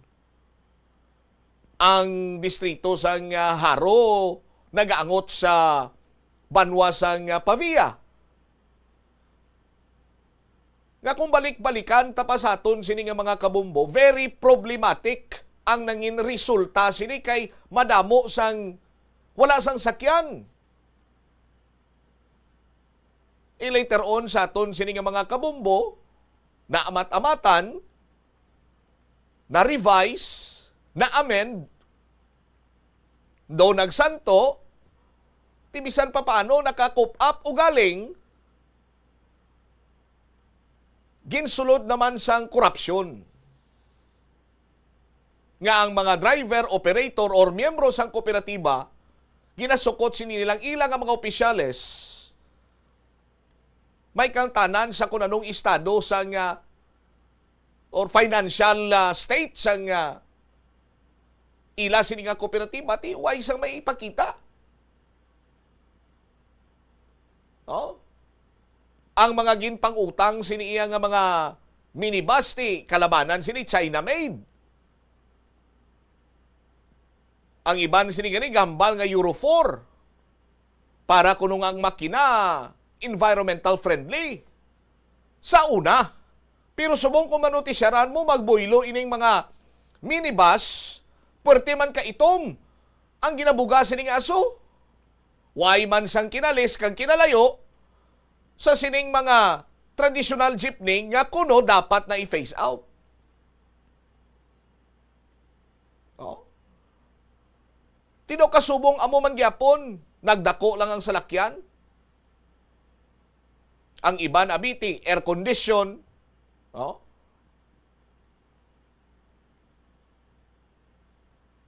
Pero kung ang problema pag insinadre, may spare parts nga maguba, tikay halin pagkanaan sa China. Tiga luko, hindi makabiyahe, wala income.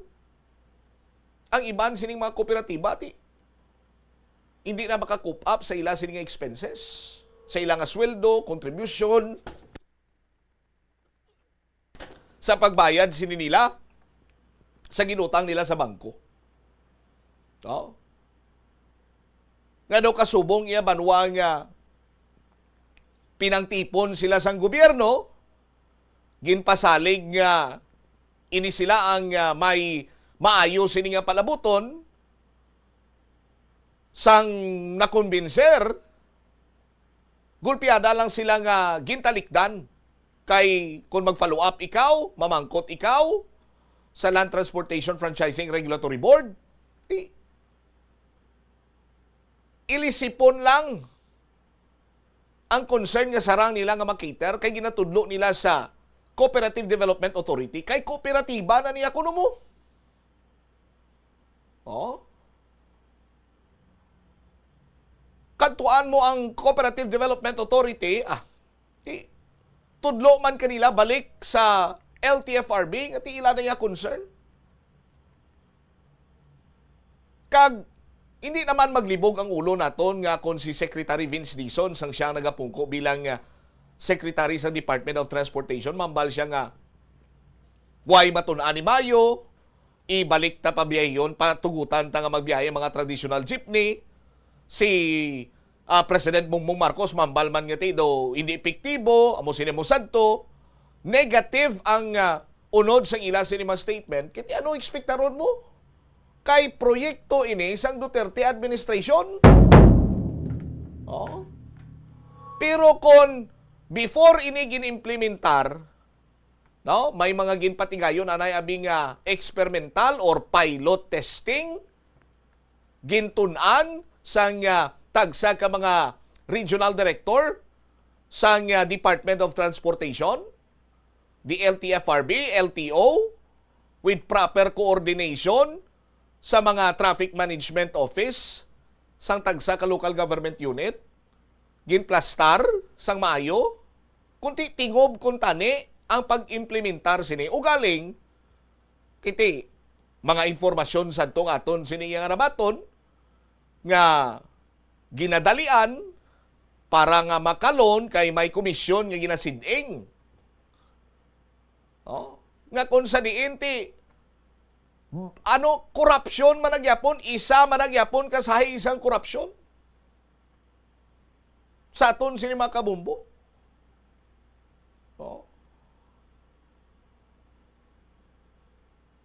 That is why nga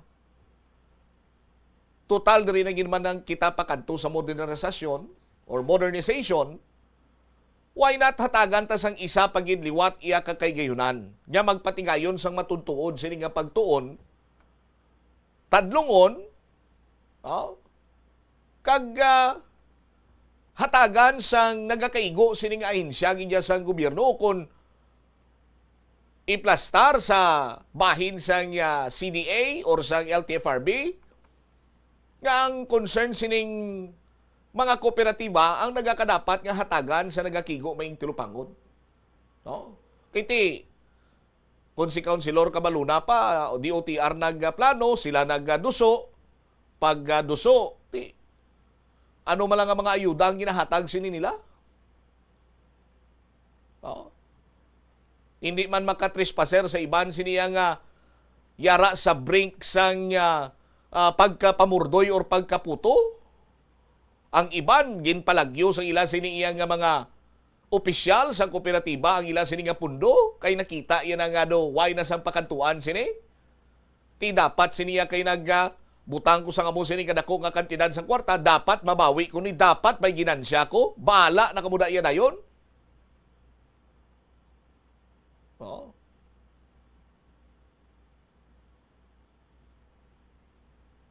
Pero isa sinadri iya banwa nga mapiktuhan among aton sini nga mga commuters. For example, mga modernized jeepneys lang ang makabiyahe, hindi na pagpanugutan ang mga traditional jeepney. Anong natabo nagliga daw? Damo sang na-stranded.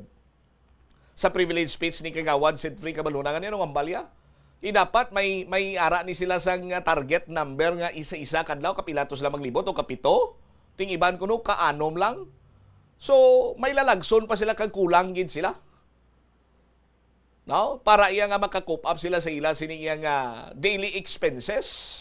Ara na dira ang maintenance, ara na dira ang sweldo sang konduktor or sa mga passenger assistant officer, mga PAW, sa ila sini mga drivers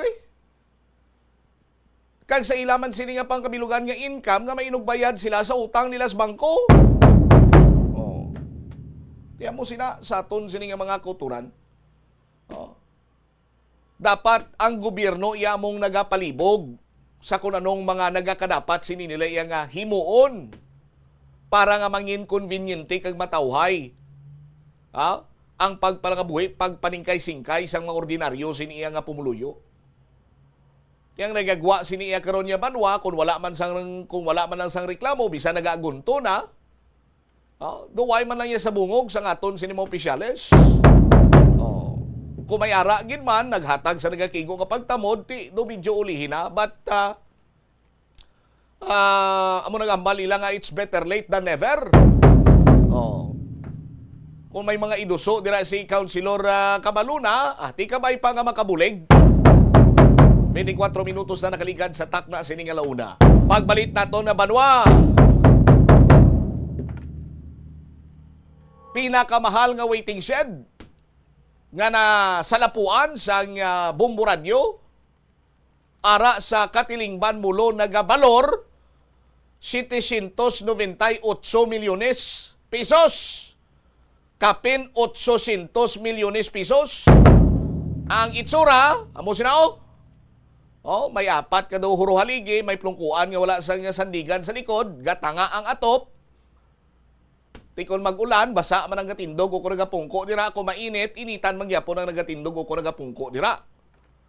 Sa Project Billboard, na notisyaran nga wala sang date kung saan nag-umpisa kag kung saan natapos.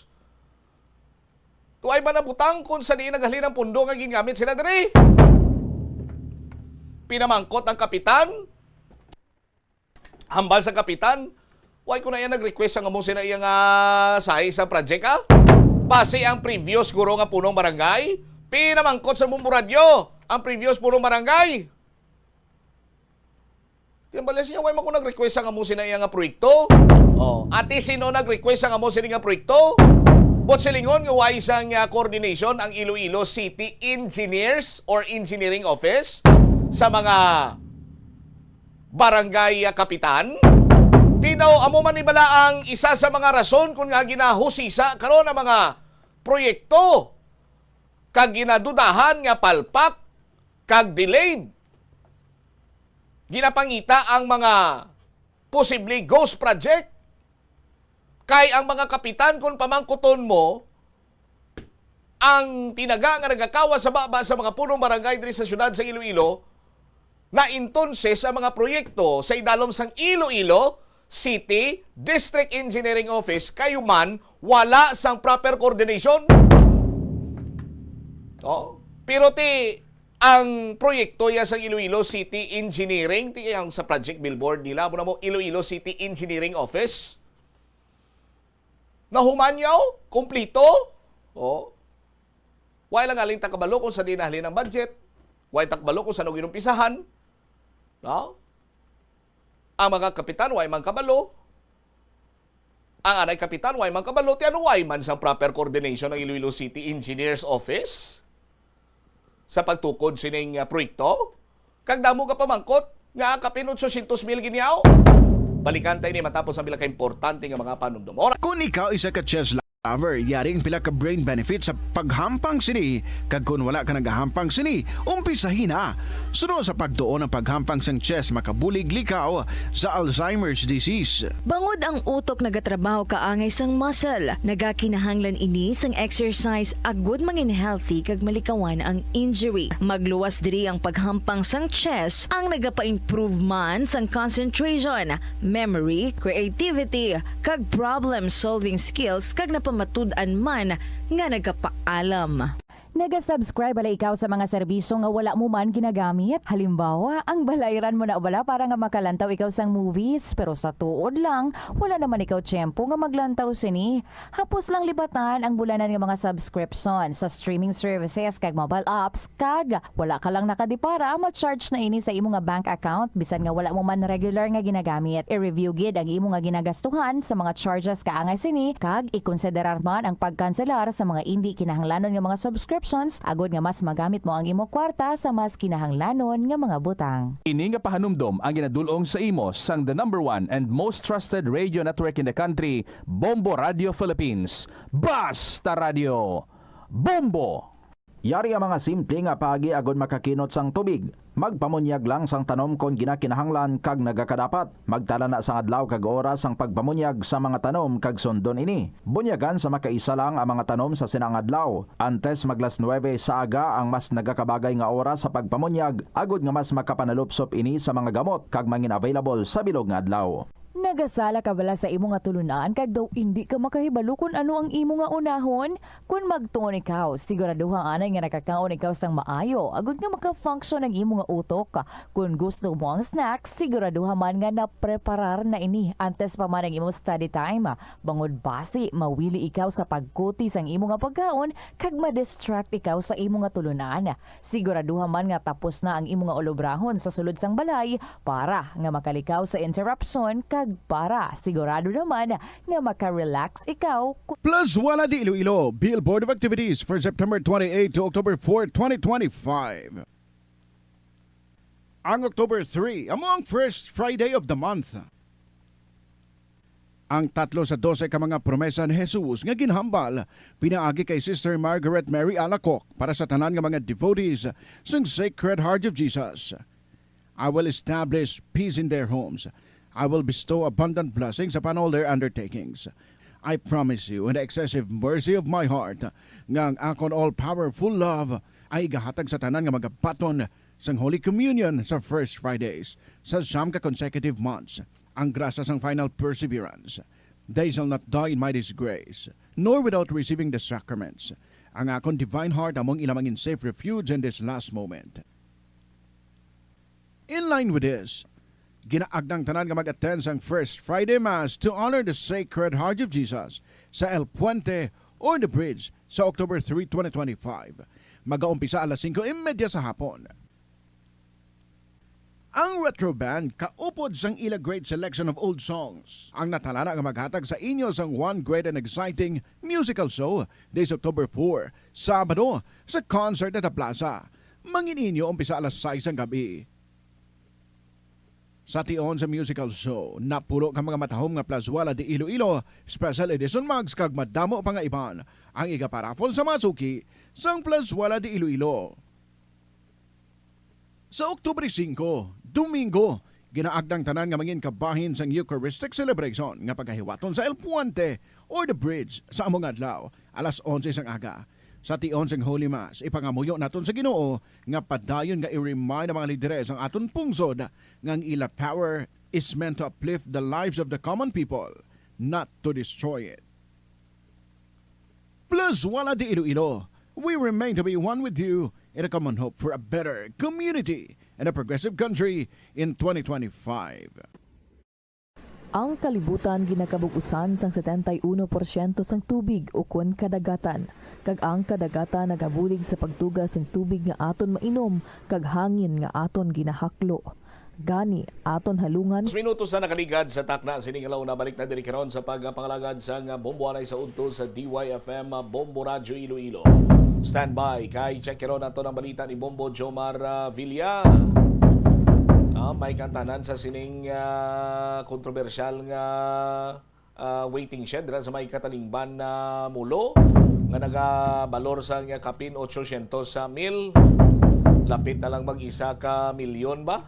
O ang nasambitan sining waiting shed damo sa nagahambal nga tido hindi mapuslan, may nagahambal man nga makabuligid sa mga pumuluyo dira nga nagahulat ka makasakay sa salakyan o kung nagapasilong kag later on istoryahan taman ang dalom sa ungka flyover nga masami ginahimo parkingan mayo iyang dalanon nalikupan na sang espalto ang ginagyan niya sang mga motorista lubak-lubak sa gyapon. Mga balita na tipon sa patrol kaupod sa kay Bombo Jomar Villa. Bombo Jomar sa report, please go ahead. Gina-question karon sang pila ka tumuluyo ang nahuman sining waiting shed no sa may area karon sa Barangay Katilingban sa may distrito sang Mulo nga ginapahayag overprice.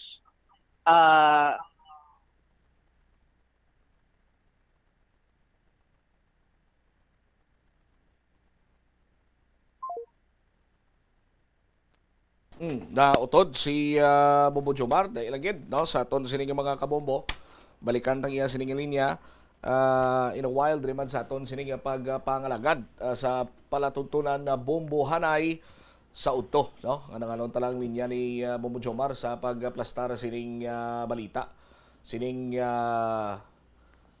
taytay waiting shed dadira iya sa may area sang Katilingban sa distrito sang Mulo no sa aton sinikaron nga mga kabombo. Philippine Standard Time 35 minutos sa kaligad sa takna sininga law na balikan tas Bombo Jomar, please come back. So mo to bumutsamp na namin so naton nga ginapahayag overprice no kag amo man ni karon ang pananawan sang pila sang mga residente sa nasambit sining lugar. So ining waiting shed tama ini sa ka visible no kon diri ka sa area sang Mulo, adre ni siya dapit sa may kilid gid no sang ila sining health center at the same time sang iya sang Bureau of Fire Protection kon halin kadre sa may traffic light la no pagkadto diri sa may area karon sa dalan Baluarte. So based diri sa ila sining project billboard, nakita naton diri karon Bumbucham nga ang ining balor sang waiting shed ang nagadangat sa 798,525 pesos. Based diri sa nabutang sining kontraktor amo ang Abelarde Builders and Supply wise ang minakabutang silikon san-o ang ila sining date started o date completion. Nabutang nas ni ang calendar days, no? Kung sa din nagadangat sa 25 calendar days kag ang implementing agency amo ang Iloilo City Engineering Office. This based diri karon sa ila sining project billboard. So no there is isa pumuluyo no napatingutan nato amo si Tony Contes. Yagin pahayag nga kon lantawon base sa iya sining pag-obserbar so hindi kuno kalabot no sa 700,000 lapit 800,000 ang budget no sa paghumansa na sambit sining waiting shed kung sa din sunod sa tungdan overpriced no sa iya sining paglantaw kag sugang pa bisa iya sining observation do hindi kuno mayo ang pagplastar sina kay ang iya sining roofing sa may ibabaw, makataas, tik paranglitan kung magulan, nagaambi man kuno gihapon, basta ang tawo nga ara sa idalom nga nagapanganilong sa may bahin karon sang waiting shed, kag sa likod mo sining part kung magtungko kaw, nagaambi, no? Doon mo nang ila sining observation, sa tion kung magtupa kunong ulan, diri sa area sang Katilingban Mulo. Arip na no si Tony Contes sang ma-interview din sa Mobo Radio. Nga man, basta may waiting na nag-project ng gobyerno, hindi ka magdaduha nga doble, triple ang budget. Basta hindi mo lang masisa, hindi ka kabalo. Saon mo ba? Sa ginanda ng tamo niya, no? Do overprice niya, how? Overprice gidi. Kita mo na, hindi ka rin aubos ni 400,000. Hindi ko boss 400. Hindi ko ubos na. Pero sa benepisyo, makabenepisyo ka mo na Sila nga mag-ulan, baligo ka eh. Tama kataas mo. Ha? Tama kataas. Taas, no? Pagka magkadtuding hangin, baligo ka eh. May lang kung init, okay lang. Kung init, may galapos, kaya do transparent to? Bisan pa nga may taas mo, hindi magawa, no? So, nginyo lang do questionable sa budget? Natural sa gobyerno, basta project sa gobyerno, magic mo, magic mo. Pero may salandigan sa way, no? Way? May salandigan. So, tungko ka lang da? Oo, bangko lang, simple nga bangko bla. May putas 200,000 ang lang bangko eh. Si Tony Contes ang yasiding balbanta mga 400 siguro alabot. Meron may ganit kidagahambal mga 300,000 ang kuno gastuhon sila kung magtukod sa kamo sa nga klase sang waiting shed pambusab kay ang na-mention to kung pulat ang tawo sa idalom kung magsira ang adlaw kay ang yasin nga roofing gali ni ang ginatawag ning polycarbonate roofing no hindi ni sa GI sheet sa aton sa nga mga kabombo plastic ni siya pero kung sanag no sirak ang adlaw abi so muna ang iban kuno do nagasirang sa idalom di mainitan man kuno sila Japon do muna ang ila sining observation sa nasabit sini karon nga waiting shed may naghambal man nga ti kun mabasa ka ulan ang ining project ako ining ila sining roofing do itom siya no so sige blast ning kun basa ulan kag init ang umigo so do itom siya kuno pero tinuig man no nga siya nga ma-damage nga nasambit sini karon nga roofing niya pero kun lantawon sa design ti lami lantawon ang roofing kung tanggid sa GI sheet ginalantaw ko di ganyo polycarbonate roofing sheets ang pinakamahal sinadri 10,959 hindi maginamo sina kalaba Bombo Jomar butang tabi mag 10,959 ini ti makaya yan na nigurong isa ka langkoy sinang atop. Ti tapos ang bilin iya lapit 800,000 pa. Or ibuhin mong 10,000, 700,000 80. Di ba? Oh. Kiduga mo pa base materials ang steel matting. Ang steel matting, way gulo labot sa kliboy sa ka-stand sine. Oh. Lantaw mo do tatlo kaspani mo ka steel matting. Oh. Ti butang ta 900 Way klabot sa klibo mo, 999. Oh, ayon ta pa piso, way klabot sa klibo mo. Ti tatlo ka 999? Ti butang ta mga 3,000 be para wala waki be. Oh, 3,000? Oh. Ti pilagid ka sako sang balas kag bato ning naubos ya Bumbo Jumar sa pagpatindog sang apat sina kado huluhaligyaw? Ang haligi niya steel. Steel sa Bumbusamp, way man sa may gingamit nga simento ang magluwas sa iya sining pundasyon, ang ginangtan blan ni sang ano. Oh, steel galining color blue ni, steel ni. Steel na siya, no, sa salon. Oh, titag pilagid ni. Base kung tag 100,000 ang bilog sini. Bisan pa kung magtag 100,000 ang bilog sina, 400,000 lang. So mo nang gina-question gani kay ang iban ginapapangkot at tukina adong hindi gid sila kuno magpati nga mo nakadako ning budget no sa pagtukod sa mo sa nga project no magluwas abi kay sa flooring niya do ano siya no do brick sa block Bumbusamp ang ginbutang ado preoblas sa esplanade no gusto ko magdul-jogging ko na kita ko na. Ti kilala ko pag ulan to nagbakal ka ano ka polycarbonate nga roofing 5,000 malang bili gani. Tapos kunong steel matting 900 lang bakalya.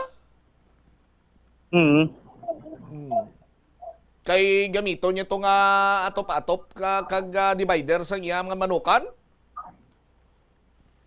Ti tag 5,000 lang kunong polycarbonate to. Lain pa to gani nga color kuno may makalya basi kun mahal niya ang transparent. Ang pagkabalo ko na dugay na public bakals ni, dugay lain ko nung price kun lain nga color. Oh. Timos ni baklon. So basig do may ano gid man basig kun may ti mas mahal yang transparent ikumparar mo sa di color? Siling ko mas mahal yang transparent ikumparar mo sa di color? Or mahal ang di-color ikumparar mo sa transparent? Mahal ko nung di-color. Arido, di man puti, do gagaw sa green card do gray, do mo na. Oo. Ang yasining roofing, no? Yung isa ko pag ka kilala, gari ako niya, polycarbonate nga gintabon na natugan na isa agsik sang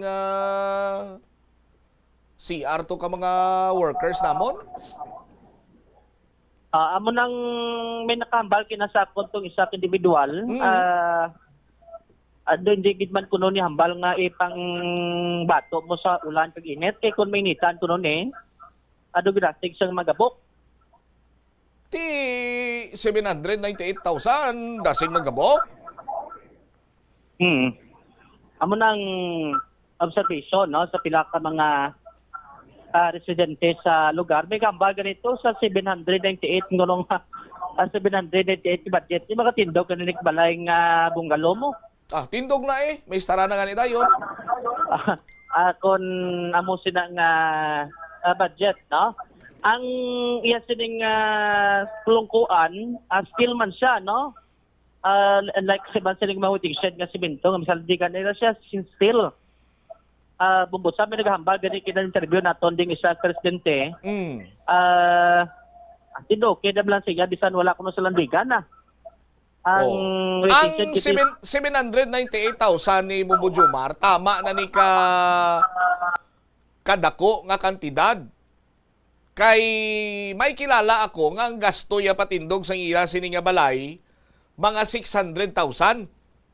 No? Ang 600,000 na may CR na, may kwarto, ang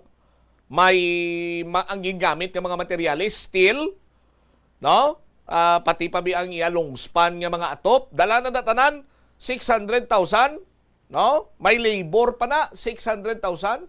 Iniya sa sulod sa 25 dias ginhuman 798,000 ged. Anong mambal sa mga engineer kag mga arkitekto dira sa may city government man? Actually, bukas man ang buburadyo sa tathag sini. Actually, kung sa bukas lang iya Bombo Jomar, tama tatiya ka bukas, ginalaghap ta sila gani para nga maka-explicar ni sila. Pero, istorya lang karon sa akon, di ta kapagpangunahan, kinamo pa sang i-play mo nga mga pahayag man diri. In fairness, sa pananawan sa mga pumuluyo. Ang isa ni si Ma'am Florenda Domingo, pumuluyo man ti sunod sa tungdan na. Nagapasalamat naman lang siya kay may ara sang project abing dito kon sa lugar. At the same time, ti maka-benefits man, no? Ang mga pumuluyo. Kasi sa una, kung wala sa waiting shed, ang ibad sa nga mga pumuluyo nga tinagahulat sa salakyan, akon magulan, mangita ka sa silungan, no? Tinaya, makasapin-sapin kayo makabuligid, no? Sa mga nagahulat asang salakyan, kag sa mga pumuluyo Manila sa nasambit sini karon nga lugar, Bombo-Champ, no? So maka-benefits siya, kag pila sini ka mga pumuluyo, kagamol na galing kung kung mag-sulusandig sa doon, di ka nakasulusandig sa monisa nga type sa waiting shed. Ari si Florenda Domingo bla, no? So may taribyo diri sa Bumuradyo. May pasilungan tao. Nasa unaw? Sa unaw, wala gid. Ay, kaya nagano ka pa kundin ka mapasilong. Tay kung magalat ka sa lakyan, basta kagid, no? Oo, basta kagid eh. So dako gid yung bulig sa inyo? Oo, pasalamat kami amunyo. Pero tay kung nadlawon, di mainit kido galapos, oh? Mainit eh. Galapos? Galapos, magulan niya basa aman. So hindi sa gali GI set nga sin? Oo. Doga si Rangsa, no? Amo na observation nyo? Kita mo may paglinog di. Pero di sa pungko mo, kaya mapungko mo? Oo, pungko. Bakit man doga TV mo? Galing wala, ano? Talandigan? Ha? Kita mo ka lang wala sa landigan? Oo. Okay. Di mo nagambal kung no, doga na question ng budget, kaya do kamahal? Bisan ma, basta importante, may walang tao, may pasilungan. Silungan lang, no? Salamat lang kami sila nga may pasilungan sila. Sige, mabasa pag din sila sa kulan. Basta kayo nagit? Hindi, bla? Si Florinda Domingo, residente magsarasambit sining lugar, Bombo-Champ. Kung hapon, di naman sa mainit, kaya ang adlaw, masaraka naman to ang tupad yung building, so matabunan naman siya. Ang lang na, kung nadlawon, dodragit ito sirangon sa daan ng sining carbonated sining nga roofing sa sining waiting shed. May pila sining mga pumuluyo nga napakingutan kita Bombo-Champ, no? Muna sa bahin karon sa zone 2, no? Dito na sila sa sulod-sulod sining part sang nasambit sining karon nga barangay. Tuhoy man sa sining proyekto, doon nakalabot na sila sining concern. Kay sa ila sining kinalantaw, mas priority pakuntani ni ho. Sang barangay, ang problema nila kay pila na Antes na magkanto sa another issue naman, Bombo Jomar, anong hambal ginkantuan mo mga barangay opisyal sang Katilingban mulo? Nagkanto ka na? Ang kapitan, why to, nagtawag kita, why man kasabat, tugin patyan, magkita ganyan ni Cap Juliet. Ginpatyan nga, paano mo nambal nga ginpatyan ka? Di kay pagtawag ta, nagaring, dugay-dugay, nagakat, nagatutot. So, base why lang signal? At tigin message naman si Cap, pero duhay man sa reply. Tuhoy karon sa sining concern. Base ka pang laghap pa sa sang sabat ya. Depende kung anong rason man ka, base kung busy man or ano. Galing kay napatulson si Cap pero sandig sa impormasyon ko, nagpamalibad ni Cap Juliet nga iya ni project, nag-request sa nga mo ni ka project. may info man nga muna no nga way man ni Captain Nambal nga nag-request siya kag giduay sa kuno ka request sa city government sa pagtukod sinada. Kag kung may nag-request, may posibilidad base kuno suno kay Kap base kuno ang former kapitan. Higin pakidungutan naton si Kap Eduardo Dingkong. Bumbusan kay nag-end term 2023 mo halin 2014. Isunod sa itong dan, halin sa pagpungko, just nga natapos time yan, duway man sa kuno ka, dumdum nga may in-request nga monas ng project ko. Dira sa ila sining barangay, kaya usually, sunod sa itong dan, kung may mga project abi, like say for example, kaya ka city government, so nag-coordinate kinakunos barangay, pero sa tawag sining request, although nagpadala sila sulat, kapatukod sang waiting shed sa lugar, agin mention ni Kap Dingkong nga why sila ya maka-request sa sining term sang 2014 to 2023 sini. Na pagpungko bilang barangay kapitan. Tikon wala sang inistoryanay or coordination sa former punong barangay, ang current nga punong barangay gahambal man nga why man siya ka-request kag hindi man iya na iya project, paano natukod na da? Sino nagpatukod na da? Ano nagmatumato lang na daya tuhaw? O kung base bala paglinog to nagtuhaw na yun inang malahalon sining waiting shed dira sa may distrito sang Mulo? Paano?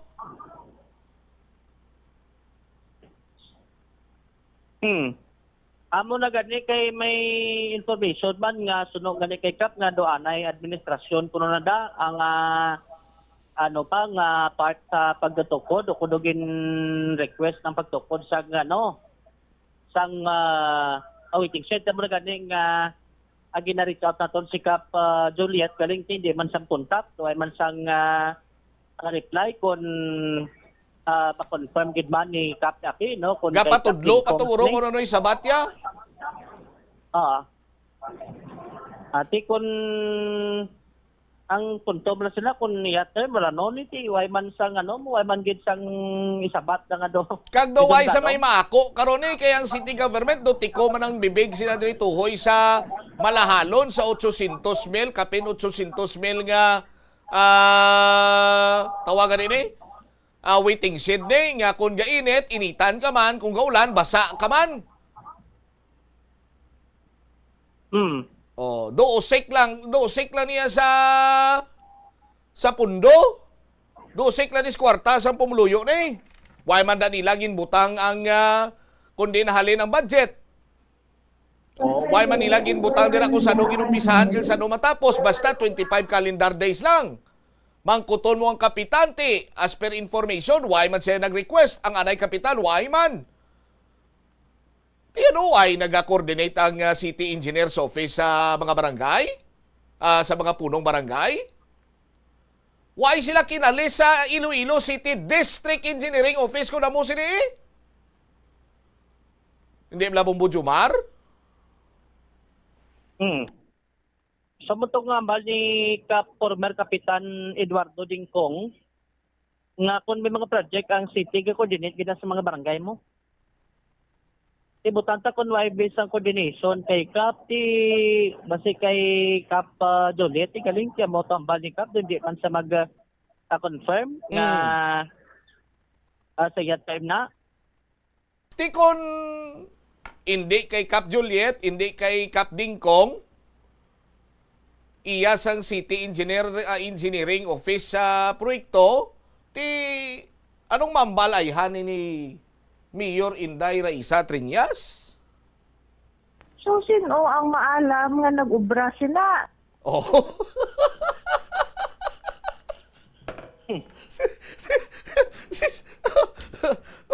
Bujumar! Grabe si Mayor, ga-monitor gali, no? Ga-monitor gali si Mayor. May statement gali, abit anay, why?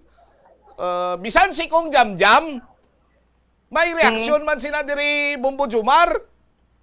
No? Hindi malakong hambal sa mga punong barangay, ang mga proyekto nga sa idalom sa Iloilo City District Engineering Office, why kuno sang proper coordination. No, why man kabalo kung di na nagkaladto mga pundo. Halos na nang gina-question kung ang proyekto sa Iloilo City District Engineering Office. No? Tapos subong may project dire ang nag-implementar Iloilo City Engineers Office iya. No? TY gani isang nabutang na din halin ang pundo. No? May kontraktor man, 25 calendar days lang ang paghimo nila sa ano tawag sini? Waiting shed. Tapos ang bili kong lapit 800 mil. Anong mambal mo sini Congresswoman Jan Barunda? Ang masambat ko lang, ahay. Ahay. Perte. Mga alan, oy, nagapanguhit magin. No less than the President of the Republic of the Philippines, may tugda man mo Bujumar. Mr. President, sir, alam ko na medyo masulusako ka ngayon kasi galing ka sa ibang bayan, nagpunta ka ng Cebu, marami ka pang kakantuan, tsaka yung Northern Luzon, binabayo, pwede na, dinalaslasan ngayon ng Bagyo Paulo. Tapos makakasalapo kami dito, Mr. President, sir, ng project ng Iloilo City Engineering Office. Sandig sa project billboard, Mr. President. Na halos sa 800,000 yung bili niya, Mr. President. Pagkatapos, namamangkot kami dito sa kapitan, hindi naman sa kuno nagpagawa niyan, why sa nag-request, baka yung previous kapitan kuno. Pinamangkot naman namin, Mr. President, yung kapitan noon, na si Kapitan Dingkong, sabi niya wala siyang request na magpatindog dyan ng tumatanga na waiting shed na kung umuulan, mababasa ka, kung umiinit, initan ka rin, Mr. President. Anong masasabi niyo dyan, sir? Mahiya naman kayo. Oo, kasi may kakalipot ang hambal ni Mr. President Bongbong Jomar. Maganda. So, ang dali lang din Bongbong Jomar, may matubong man. Oh, ordinaryo nga tawo gaanta ni Chimpo Pariboy. Polycarbonate. Di magid sini ka amo siya nakalapad, tapos ang kumpare mo to, gapatindog subong to sang do atop sila balay, nagbutang man to sa polycarbonate. Ang isa to kaspan bakalya do 5 mil malang Pariboy. Tapos still kuno ni Pariboy ang puste, ang yani nga do puste na nga color blue na bla. Na, tapos may steel matting kag siniminto Pariboy. Ang puting is ni ti lapit 800 mil Pariboy, ano mambal mo? Hinangag. Kalma lang Pariboy. Bongbong Jomar. So, amo nang pila sila ka mga sentimento karon. Kaya mo nang dako sila karon nga palamungkutanon kung overprice ka man o kung hindi. Ang inisambit sa ding proyekto, Bubusam. So, all right. Anyway, balan ko may sugpon ka ba na Bongbong Jomar, pero itugyan ta na guro kay may mga iban pa kuntani nga priority nga dapat prajikan sa Barangay Katilingban, pero why sila huna-huna nga ang concern kuntani kung ulan tudo ga baha dira sa ila. Pero mas nauna pa niya ang waiting shed nga nagatanga nga balor kapin 800 mil pesos, Bongbong Jomar. Tamo nang siguro plus start lang ang pila sa ka mga concern pagid sang iban sa Pumuloyo sa Barangay Katilingban sa distrito sa Molo Bongbong. Alright. Ini si Bongbong Jomar Consumo Villa para sa number 1 most trusted source of news and information. Basta Radio. Bombo. Salamat gid na Bongbong Jomar Villa. Kung tama ka uti ka gusto sang city government nga transparent with proper coordination ang mga proyekto under sa Iloilo City District Engineering Office. Dumalagko sini iya nga mga proyekto sa aton sini nga mga kuturan. No? Ti nagakadapat nga bisan sa pagpatindog lamang sang waiting shed, mangin transparent man diri ang Iloilo City Government under Mayor Raisa Treñas. Kay pananglitan nga hindi ni mapathag kung sa diin ang source of fund. Nga ako lang kulang project billboard, damo ni karon ang maduwa-duwa. Damo niyang maminsar nga ti. Ay, sila kinalis nga duha? Oh. Kagluyag kag nagademand ang taxpayer. No? Nga idigani sang engineer, damo engineer dira sa may City Hall, mga architect dira, iplastar nila, i-breakdown nila sa ngalan sang transparency kung paano naglabot sa 798,000 masubra ining waiting shed nga nagatanga nga kung mag-ulan, basa ka, kung mainit, mainitan ka man. Oh? Kay pananglitan nga, hindi ini maeksplikar sa aton sinima kabumbo, dako ang posibilidad. No? Dako ang posibilidad nga mayara sang damang-damang. May sukret na dire sa aton sinima kabumbo sa proyekto sang city government mga kauturan. Oh. Ti bisan sino man guro ang makakita sini, mahibaluan nga balor 700 or gamay na lang sa aton sini nga mga kabumbo, kapin 800,000 na mga biyan ang dangatan sining nasambitan karon iyang proyekto. No?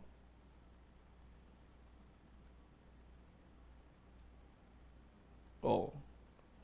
Grabe gid man amo gimanigali ang muda subong mumukres nga waiting shed do gatanga. Oh. Fly high butterfly mga mo. Anyway, wala na. Eksplikar lang kung makadiga man lang yan ang city government, why not? No? Dapat maeksplikar ini. Hindi bala, Engineer Dayan Signoron, ma'am? No? Ang city arkitekta, sino na gani man? Dapat eksplikar nyo na diri. No? Kung nga nag-amo sini manwa, ang 4 kabilong nga puste nga steel, ang atop sini nga may steel nga may polycarbonate, kag 3 ka steel matting. Kag sinimentado sini iyang puting, no? Wa man gani sa landigan nga plungkuan, alay likod muslikon na pungko ka dira. Sa aton sini nga mga kabumbo. Kay total pangita kita sang transparency kag hustisya sa kundiin iya nagapadulong ang aton sining pinangabudlayan, pinamalhasan, kag daw halos iyang nagahulab. No? Sa tagsa-tagsa sini ka mga mamumugon nga ginabuhinan sang tax. Tinagadimanda kita karon sa city government, no? Nga dapat ipatpat ini nila sa pumuluyo. Kung nga nagdangat sa kapin 800,000 pesos. Kay kung hindi, kag padayon lang sila nila nga pabungol-bungulan, bot silingon, nga may damang-damang, may sukret ginadiri banwa. Oh. Kung hindi sila maka-eksplikar, buligan ko sila. Source of fund. Ano nakabutang sa source of fund, Bumbo? Crazy Lugo? Isum-in be? Liog ko? Last naman lang ni Tita Red sa buligan ko lang city government sa pag-identify sang source of fund bla. Oh. Na source of fund, ano na dagani? Blanco? Ang source of fund, i-charge na lang na sakon. Total blanco na no? Di ba? Cham, blanco, hooper. Sako na gali ng pundo. Oh. Kung panghusisa gani isang mga project billboard, no? Sa aton sinimatag palamati, tanan-tanan ginahusisa for the sake of transparency. Lastly, sa aton sini nga mga kabumbo, sa kay Councilor Johnny Yang, sa nagabugos sang Quadcom sang city government, ari maayo ni nga material nga mahusisa o. Ilakip nyo abi ini sa inyo sini nga investigation, no? Sa mga proyekto diri sa syudad sa Iloilo nga damo sa nagapang duwa-duwa kag nagapang alaw-aw sa iya sini nga presyo. No? Gina-challenge ko si Councilor Yang, Councilor Doron, Councilor Sarabia, Councilor Dilaliana, ilakip nyo ni abi sa inyo sini nga pag-aimbestigaran. Kag kon ini nga proyekto, imbestigaran man, sang anom-anom, sang tatlo ka mga experts from UP Diliman, much better. Sa aton sini mga kabumbo. Pero kung hindi, kaguro ipsan nyo lang ni, tilaban-laban, tinukob na sang bakunawa ang bulan. Standby na sa kapon lamang program, kaupod sa kay Tita Regine. Ini si Bombot siya, mablang cover, gabilin sa imo sa manenay nga hapon. May God bless us all. Para sa the number one, or this is sa Bombo Radio Philippines, the number one and most trusted source of news and information, Basta Radio Bombo! Hindi lamang sa jeans o kung tugas ang katigulangon ang rason sa hair loss o kung pagkaunot sang buhok. Natukiban sang health expert sa South Korea nga ang hair loss ang tuga sang environmental factors. Sa bugos nga kalibutan, nagalabot sa 4.2 million ang nagakapatay bangod sa outdoor air pollution suno sa World Health Organization. Mas sobra 90% sang populasyon sa kalibutan ang nagaistar sa populated areas, sa diin ang heart attacks, aggravated asthma, irregular heartbeat kag poorer lung function ang pila lamang sa epekto sang air pollution. Ang kasubo kag depresyon ang hindi pareho nga balatyagon. Ang depresyon ang hindi gulpiyada lang nga nagakatabo sa isa ka tawo. Masami man nga ginakabig sa mga tawo nga depressed ini bangod sa kasubo nga nagakabatyagan. Ang kasubo temporaryo lang nga nagakabatyagan sang tawo kag masami nagadugay sang pila lang ka adlaw. Samtang, makabig naman nga nag-experience ikaw sang depresyon kung masobre na sa 3 ka bulan nga nagabatyag ikaw sang kasubo. Importante nga mahibaluan ang mga naga-trigger sa nga mga balatyagon, agud nga mahibaluan kung paano ini nga bulngon. Sa pagbugtaw mo sa aga, cold baladayon nga tubig ang imo ginainom? Ay, dali lang, wait a minute, para sa ininit. Suno kay Dr. Deborah Weatherspoon, isa ka advanced practice nurse, mas maayo nga mag-inom sang alabaab nga tubig sa aga. Paathag ni Weatherspoon, iniya nagabulig sa lawas nga magpagwa sang toxins kag naga-improve sang imo blood circulation. Sa mga babayi, ang pag-inom sang alabaab nga tubig ay nagabulig man kung ikaw nagasuprer sang period cramps. Hindi ako Kada 39 segundo, may isa ka tawo nga nagakabiktima bangod sa paggamit sang computer. 8 ka milyon sa kada tuig ang ginaatake sang hacker. Likawan ang mangin isa sa biktima, mangin mahinalungon sa mga ginapanghatag nga impormasyon, protektahan ang kaugalingon, paggamit sang internet pasangkaron. Ini nga pahanumdom ang ginadulong sa imo sang the number one and most trusted radio network in the country, Bombo Radio Philippines. Basta Radio Bombo! Ano bala ang dapat tandaan sa tion nga magbiyahe agod mangin hassle-free ang bakasyon? Yari ang pila ka The Farmers Bazaar, your traditional public market with the touch of Plazuela Dos, ang isa ka lugar nga gintukod sa tion kag sa kasagsagan sa COVID-19 pandemic nga may tinutuyo nga maghatag sa imo sang safe marketing experience. Subong nga ang COVID-19 hindi nagidman dako nga pamahog kag nagapakadto na kita sa next normal. Rest assured nga ang Farmers Bazaar will further evolve agud nga magpadayon sa paghatag sa inyo sing satisfying marketing experience. The Farmers Bazaar sa lower level tara na pahamtang ang fish, poultry kag meat section para naman sa inyo mga kinahanglanon nga prutas, utang kag iban pa, magbisita sa upper level pinaagi sa paggamit sa hagdanan o kon sa pagkadto direkta sa parking lot. The Farmers Bazaar, your traditional public market with the touch of Plazuela Dos. Panugyan Nalin sa eksperto kun kwarta ang paghambalan. Apesar limitado ang imo abilidad nga mag-invest, ang gamay nga contribution sa investment accounts ang makabulig sa imo nga maggamit ang earned money nga maka-generate sang dugang nga income. Ikonsiderar ang pagbukas ng retirement account o kun iban nga investment account.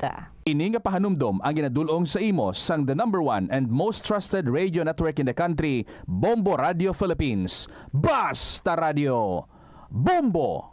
Yari ang mga simpleng nga paagi agod makakinot sang tubig. Tinguba ang mga lalabahan kag tinguba man ang pagpanglaba. Ang pagpanglaba sang isa ka bes sa isa ka semana ang nagakinot sang nagalabot sa 50 litro sang tubig. Kung nagagamit sang washing machine, iset ini sa mas manubo nga wash cycle. Makakinot ka na sa tubig, makakinot ka pa sa enerhiya.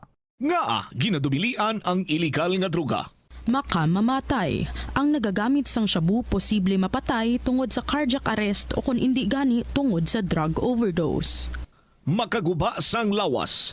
Makadulot ini sang pagkaguba sang kidney o kung pag-angkon sang hepatitis. Posible man nga malatnan sang acquired immune deficiency syndrome o kung AIDS. Maglikaw sa illegal nga droga para sa matawhay kag malinong nga komunidad kag pamilya. Yari ang mga simple nga paagi agod makakinot sang tubig. Kaayuha ang mga taga sa tubo o kon hose. Hindi tanan nga taga sa mahapos kagilayon nga makita tungod ang mga tubo o kon hose ang nakalubong sa duta o kon semento nga bahin sang balay. Kung magsigi ang mga tagas nga ini, mahimo nga magalabot sa 10,000 ka litro sang tubig ang mausik sa isa ka tuig. Maggamit sang leak detection tool o kon magkonsulta sa mga eksperto kung may pagpangduwa-duwa nga may tagas sa mga tubo sang tubig agod ini gilayon nga makaayo. Wala sang adlaw nga ginapili ang mga aksidente. Gani ari ang mga tips nga dapat tandaan sa tion nga nagamaneho. Una, regular nga i-check ang kondisyon sa salakyan, lakip diri ang tire pressure, bastante nga oil kag brake fluid, kag ang side mirror ang dapat nga yara sa insakto nga anggulo. Siguraduhon nga hugot pa ang mga breakers kag matinlo ang air filter. Ikaduha, mag-seatbelt apisar malapit lang ang kaduan. Ikatatlo, mag-signal sa tion nga nagaliko. I-on ang signal light kung ikaw ang yara sa ginabanta 300 katapaka halin sa imo likuan. Ini nga pahanumdom ang ginadulong sa imo sang the number 1 and most trusted radio network in the country, Bombo Radio Philippines. Basta Radio Bombo! Yari ang mga simple nga paagi agod makakinot sang tubig. Hindi mag-shower o kon maligo sang malawig. Sa sulod sang panimalay, kalabanan sang tubig ang ginausar sa pagpaligo. Nagalabot sa 24% sang tubig sa panimalay ang natigana sa pagpaligo sa mga miyembro sini. Ang pagpanubo sang tiyempo sa pagpaligo sang 2 ka minutos ang makabuhin sang 30% sang ginakonsumo nga tubig. Maggamit sang shower timer o kon mag-set sang alarm sa imo cellphone kag i-limit lamang sa 4 ka minuto ang pagpaligo. Kung nagagamit sang shower kag nagahulat pa sa pag-init sang tubig, saluda sang balde ang nagailig nga mabugnaw nga tubig kay sarang paining nga magamit. Paano ipabilin nga matinlo ang ginakaon nga mga prutas kag utan? Dapat nga regular ang paghugas ng kamod. Ito ang Bombo Radio Philippines. Fully digitalized. Numero 1 sa balita, komentaryo, drama at serbisyo publiko. Bombo Radio Philippines. Bombo Radio Philippines. Unmatched. Number 1 and most trusted source of news and information. Basta Radio Bombo! Mayang hapon sa tanan oras sa Pilipinas. It is now 13 minutes after 2 o'clock. This is Tita Regine. Welcome sa kahapon lamang program sa ating Christmas Countdown. Christmas is a time for sharing, giving gifts for everyone. What matters now is this Christmas we share the love.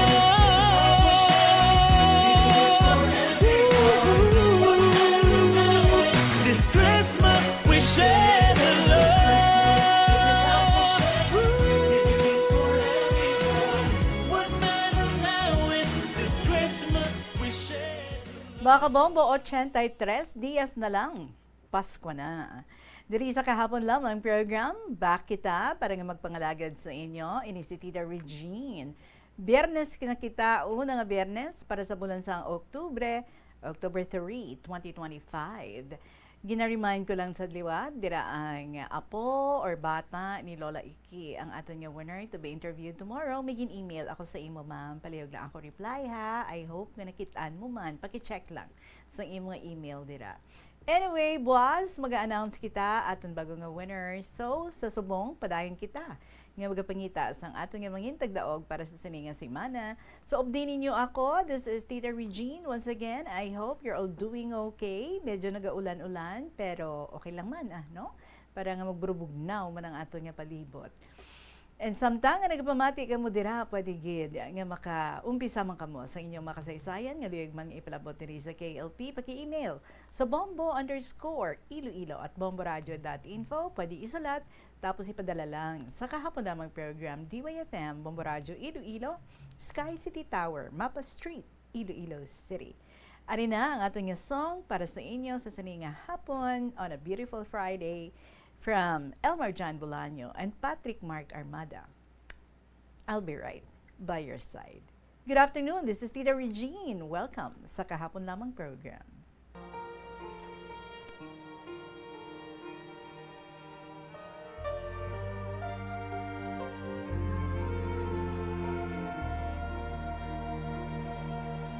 I was hurt and I was fooled by love made by wounds. I wanna break free from the past that's in, but here you are to remove that pain.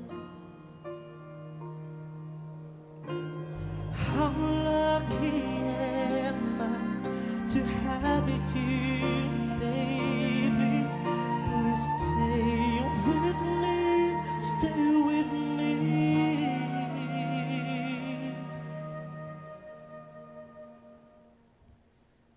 I don't wanna leave you, I just wanna love you through sorrow and pain. I know you'll do the same, no matter what happens over time. I'll be right by your side. I'll be right by your side.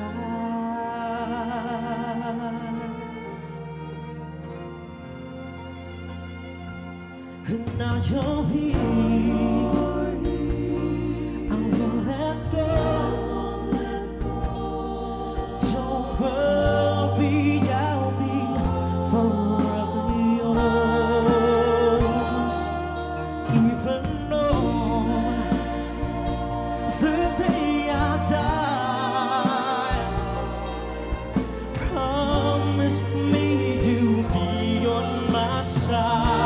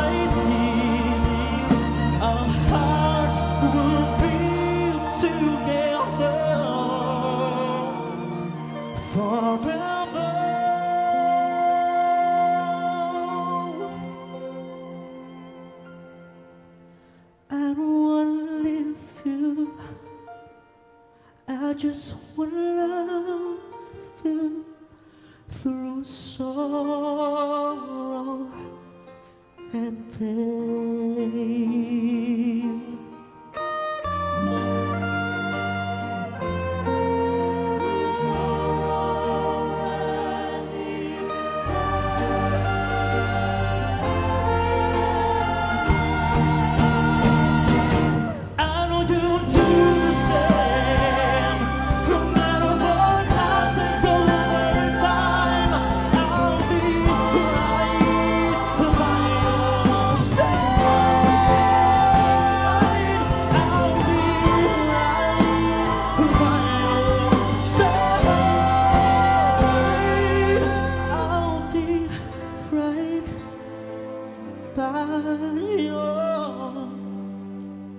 side.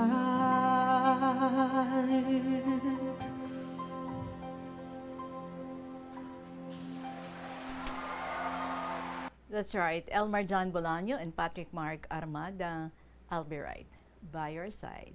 20 minutos makalipas, ang tak ng alas 2 sa hapon. And today, magabasa kita sa sulat. Nagikan sa kay Friday Girl naton. Pang Friday lang ni siya kuno ang iya nga mga stories kay amo lang gid na ang time nga makapamati siya. So here's the story of crying mother of Sugarlandia of Iloilo. Dearest Tita Regine.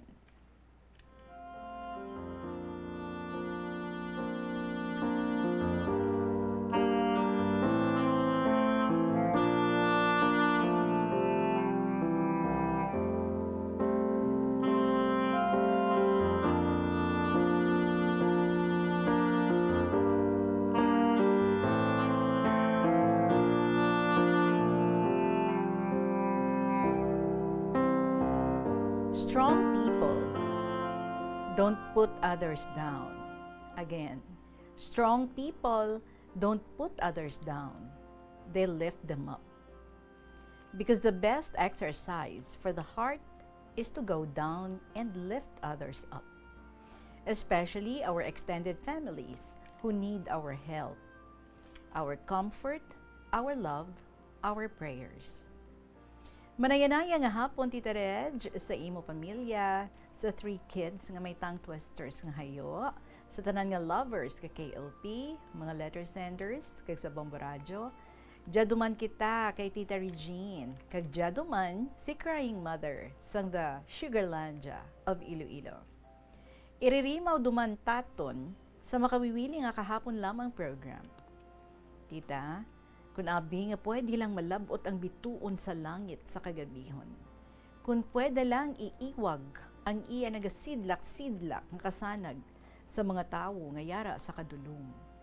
Kung pwede lang nga ang tanan ara sa pangabuhi nga puro lang kasanag, kasulhay, kag kalipay. Tita Reg, dyan na sandig akon kahapon lamang sa hashtag bituon nga gusto labuton apang ginpunggan sang panahon. Sa liwat. Hashtag bituon nga gusto labuton apang ginpunggan sang panahon. Tuig 1990, tuig sa diin ng amon tatay kag nanay, may ara nakita nga kasanag, nagikan sa madulong nga pagpangabuhi. Madulong tita tungod sa sobra nga kaimulon sa kabuhi. Ginakabig nga pinakaimol sa mga imol nga pamilya sa amon lugar.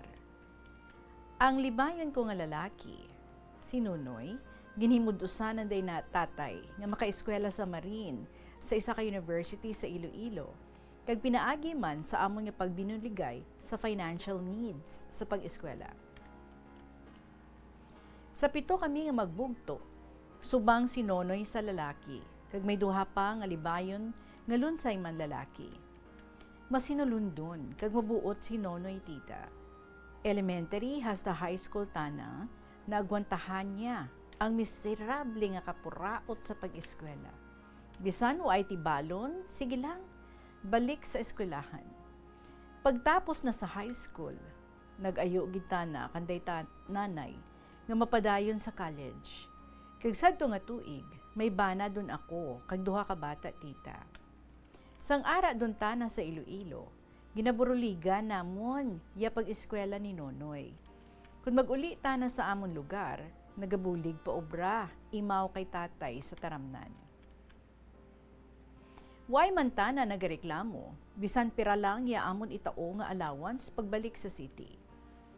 Tita, ginalantaw ko si tatay, daw haros iarado na yalawas, kasobra nga panarabaho, hasta lang makatapos si Nonoy. Bisan sudan, way sangga gabakal, nagaagwan tagid, sobra nga pagtipid para may ipaalawan sa kada semana. Sa malipot, nakagraduate si Nonoy. Nag-seminar para sa anang mga papeles, nga base kuno, makaluyan, kag makasampa tana sa barko tita. Sang sadto nga tion, may ara paryente si nanay nga seafarer ang bana. taga Bacolod City, tita. Naggadto si nanay, kag mangayo kabulig, basi kuno mabuligan niya sa Anda Company. Ang office nanda ara sa Manila, tita. Natabuan nga nagpanaog atong paryente ni nanay, kagindara na si Nonoy sa Manila. Ginpasulod na nga utility boy si Nonoy sa Anda opisina. Nangin mapisan man sa mga trabaho, janitorial, si Nonoy, samtang ginahulat nga tawagon tana sa barko. Mga 2 ka tuig, ya sakripisyo ni Nonoy nga waay ti sweldo sa opisina. Ginapadalaan lang namon tana kapang allowance, plete, pagkaon, tita Reg. Sang 1999, nakaluyan kay nakasampa sa barko si Nonoy, international ya biyahe.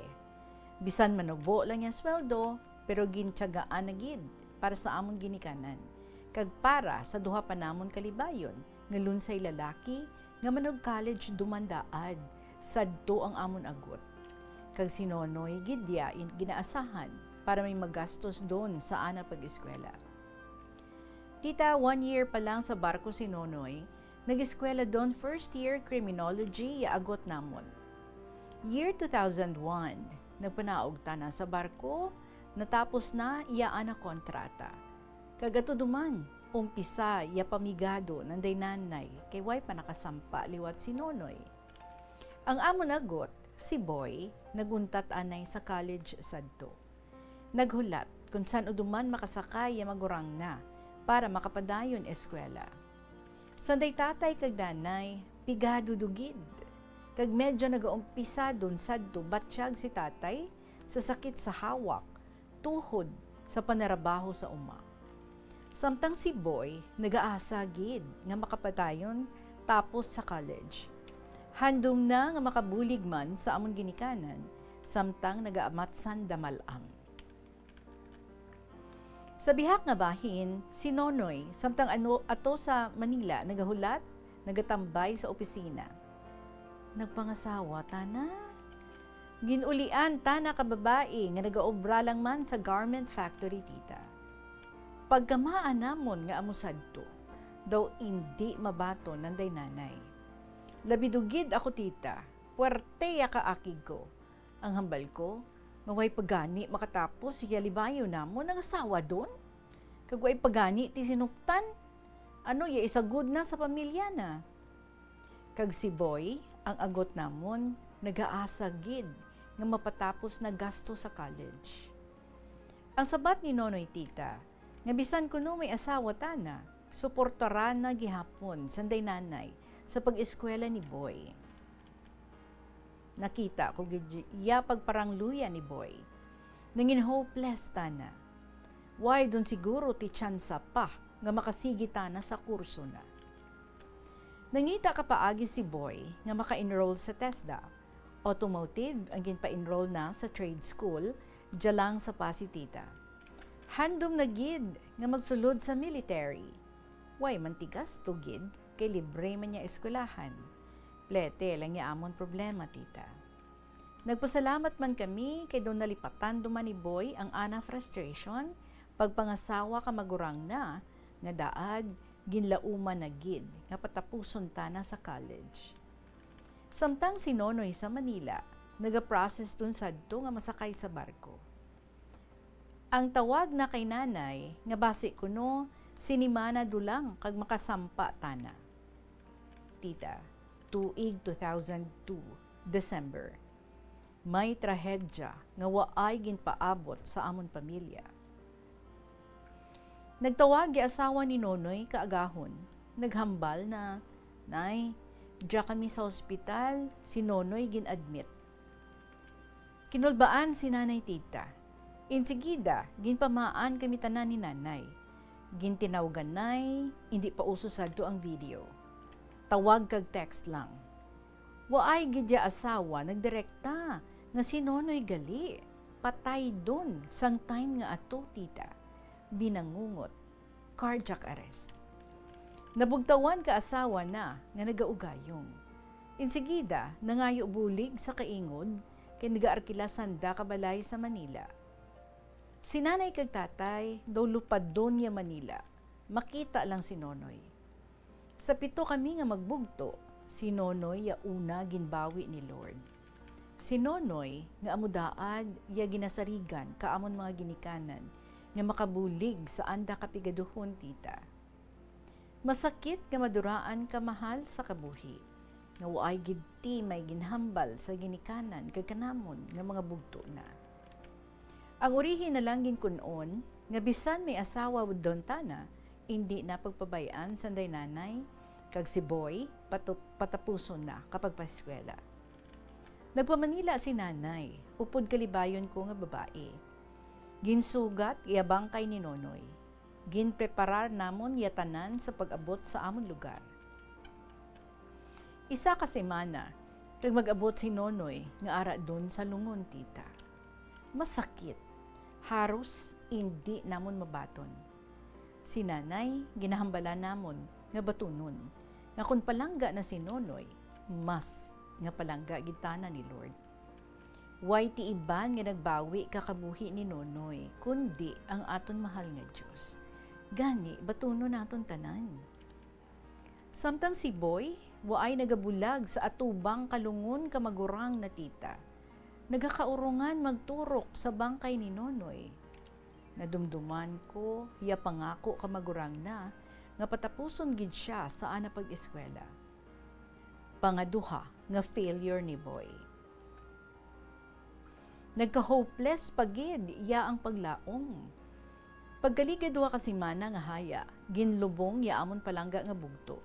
Libayo namon nga kuntani makabulig ganday nanay sa miserable nga kapigaduhon tita. Ang asawa nagbalik sa Manila, ginasikaso ya papeles kabana na sa opisina. Samtang si Boy, ginalantaw ko nga do hindi pa mabaton nga waay dun si Nonoy. Si Boy nga waay sadto nagainom, waay tibisyo, sigarilyo o barkada, hindi mo makita nga nagaimaw sa mga tambay. Subong, nagbaylo.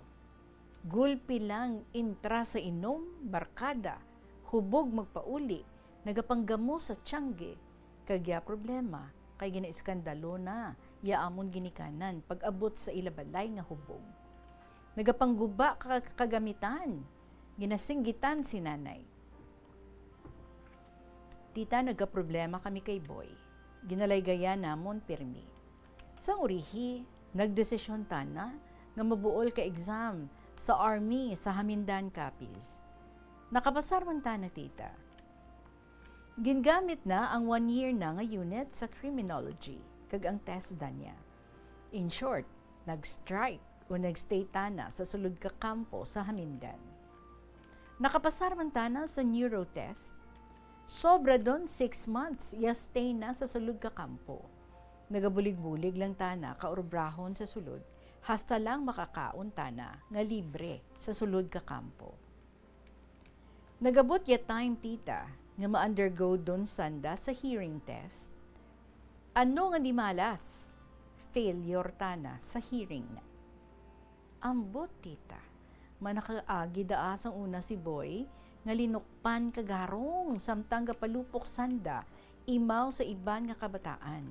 Ang ginapalupok, tita, kung Disyembre kag New Year sa uma.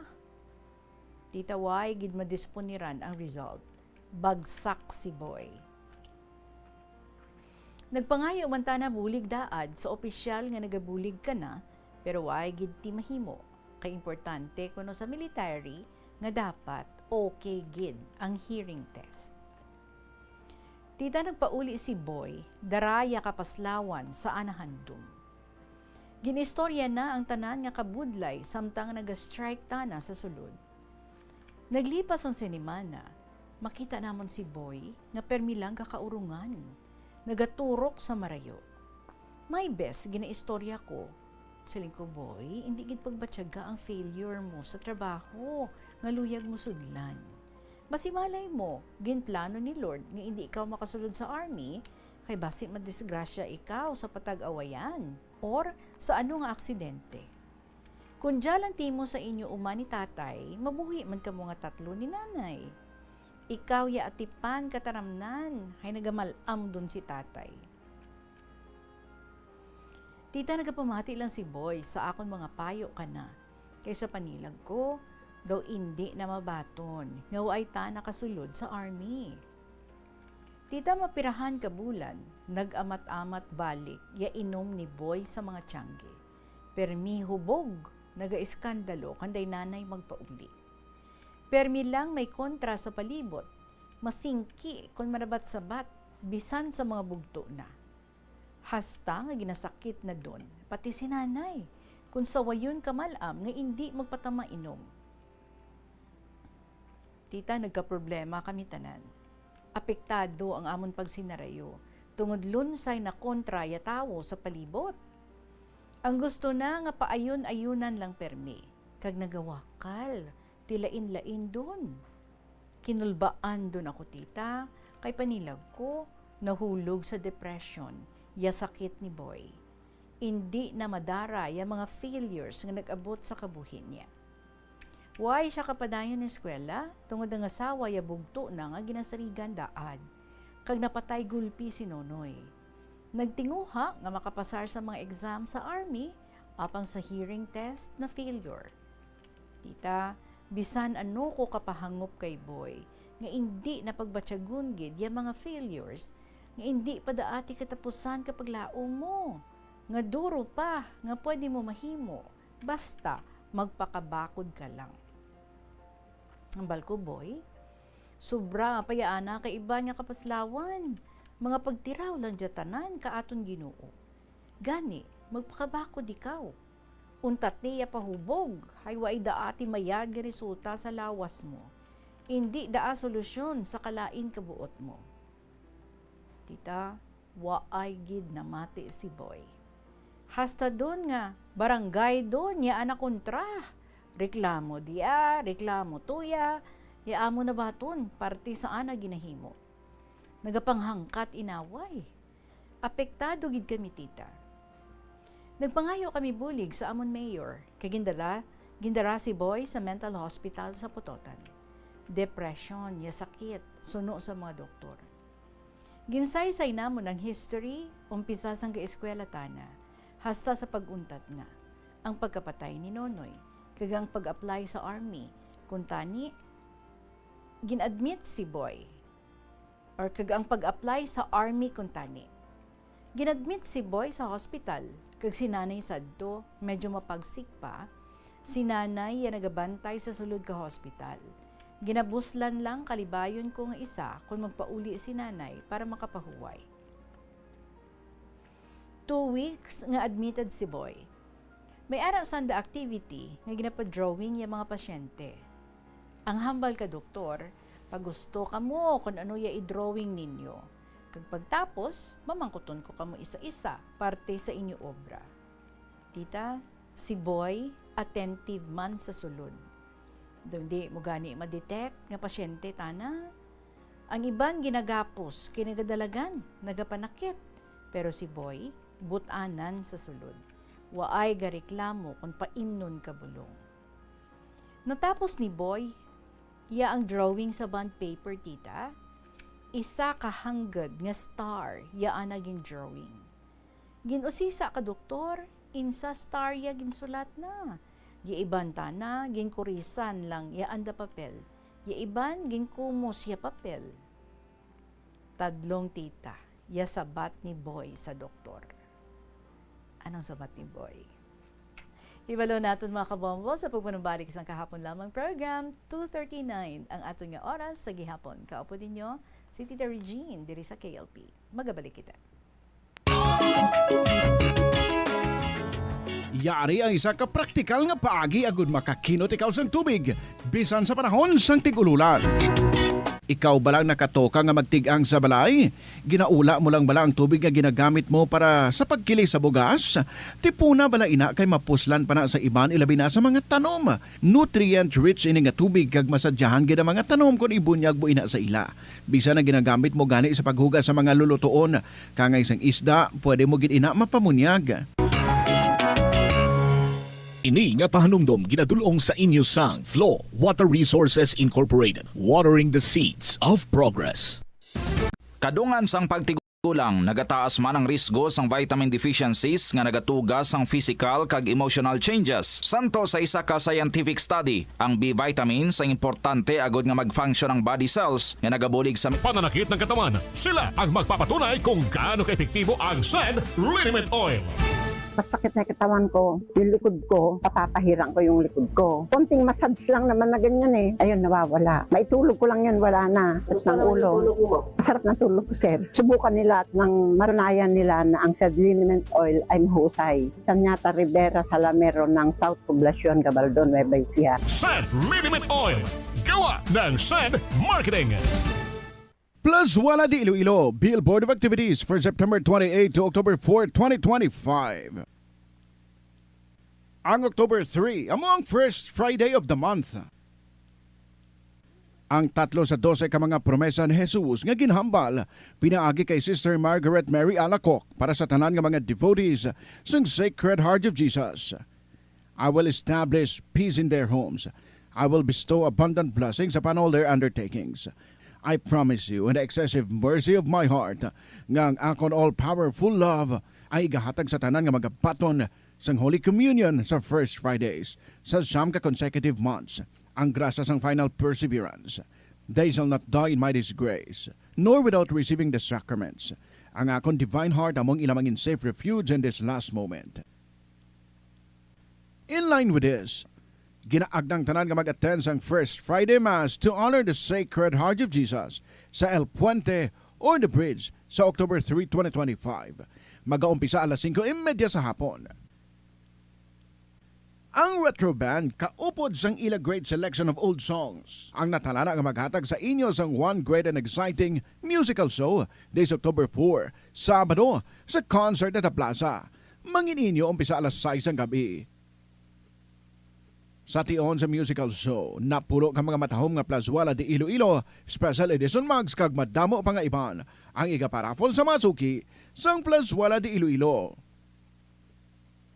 Sa Oktubre 5, Domingo, ginaagdang tanan nga mangin kabahin sang Eucharistic celebration nga pagkahiwaton sa El Puente or The Bridge sa among adlaw, alas 11 sang aga.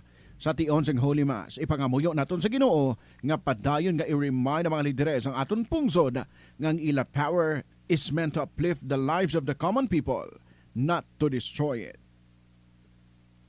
Plus Wala di Iloilo, we remain to be one with you in a common hope for a better community and a progressive country in 2025. Gabulig sa paglikaw sa nanuhay tuay nga balatian ang simple nga pagkaon sang citrus fruits kaangay sang pomelo nga puno sang powerful immune boosting antioxidant.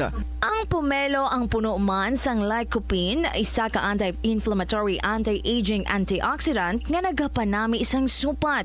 Ang duga naman sang panit kag dahon sang pomelo ang natukiban nga makapatay sang cancer cells kag nagapalikaw sa paglapta sini sandig sa test tube studies.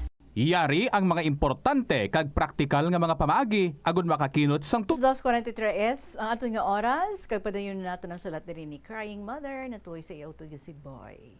So tadlong tita, yasabat ni Boy sa doktor. Hambal na. Amuda ya bituon nga handom ko daad labuton.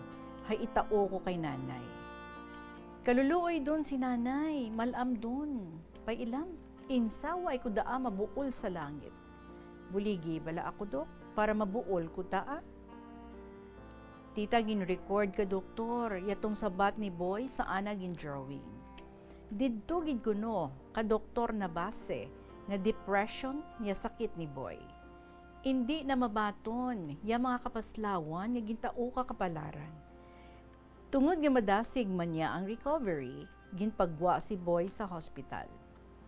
Ginresitahan lang ka mga maintenance para makontrol ya mga movement disorder, kaglikawan ya alcohol, coffee kag sigarilyo. Tita nagligad ya duha ka tuig, nga waay gid ginauntatan ya pagbakal ka maintenance ni Boy.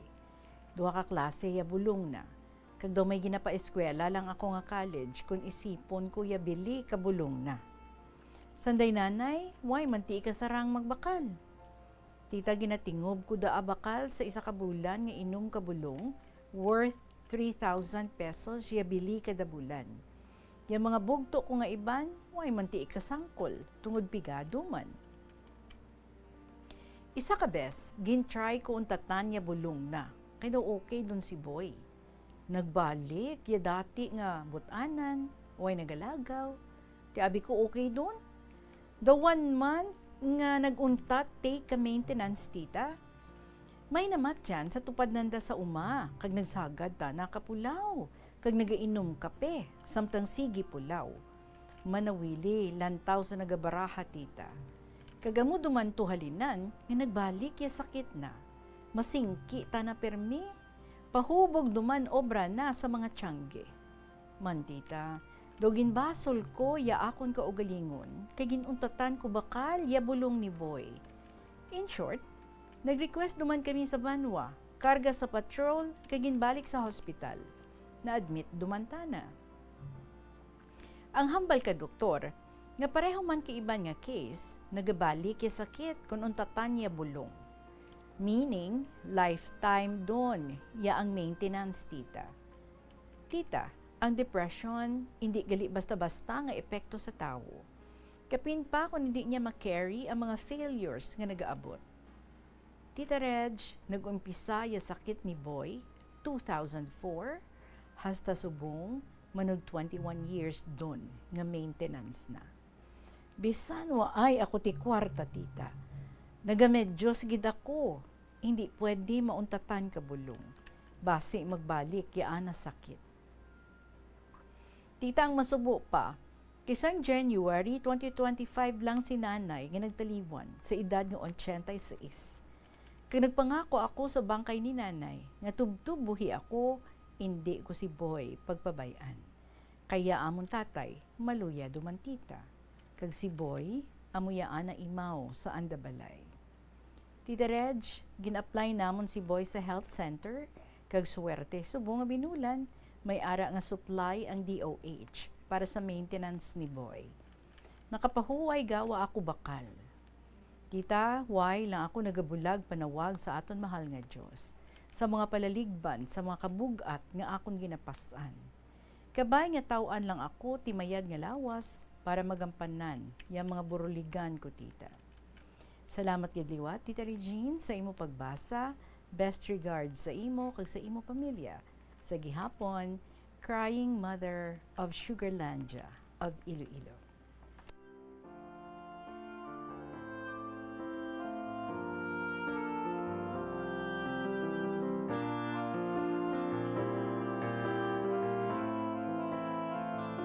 Well, si Boy, ang isa sa mga misyon mo sa iyong mga kabuhi, definitely crying mother.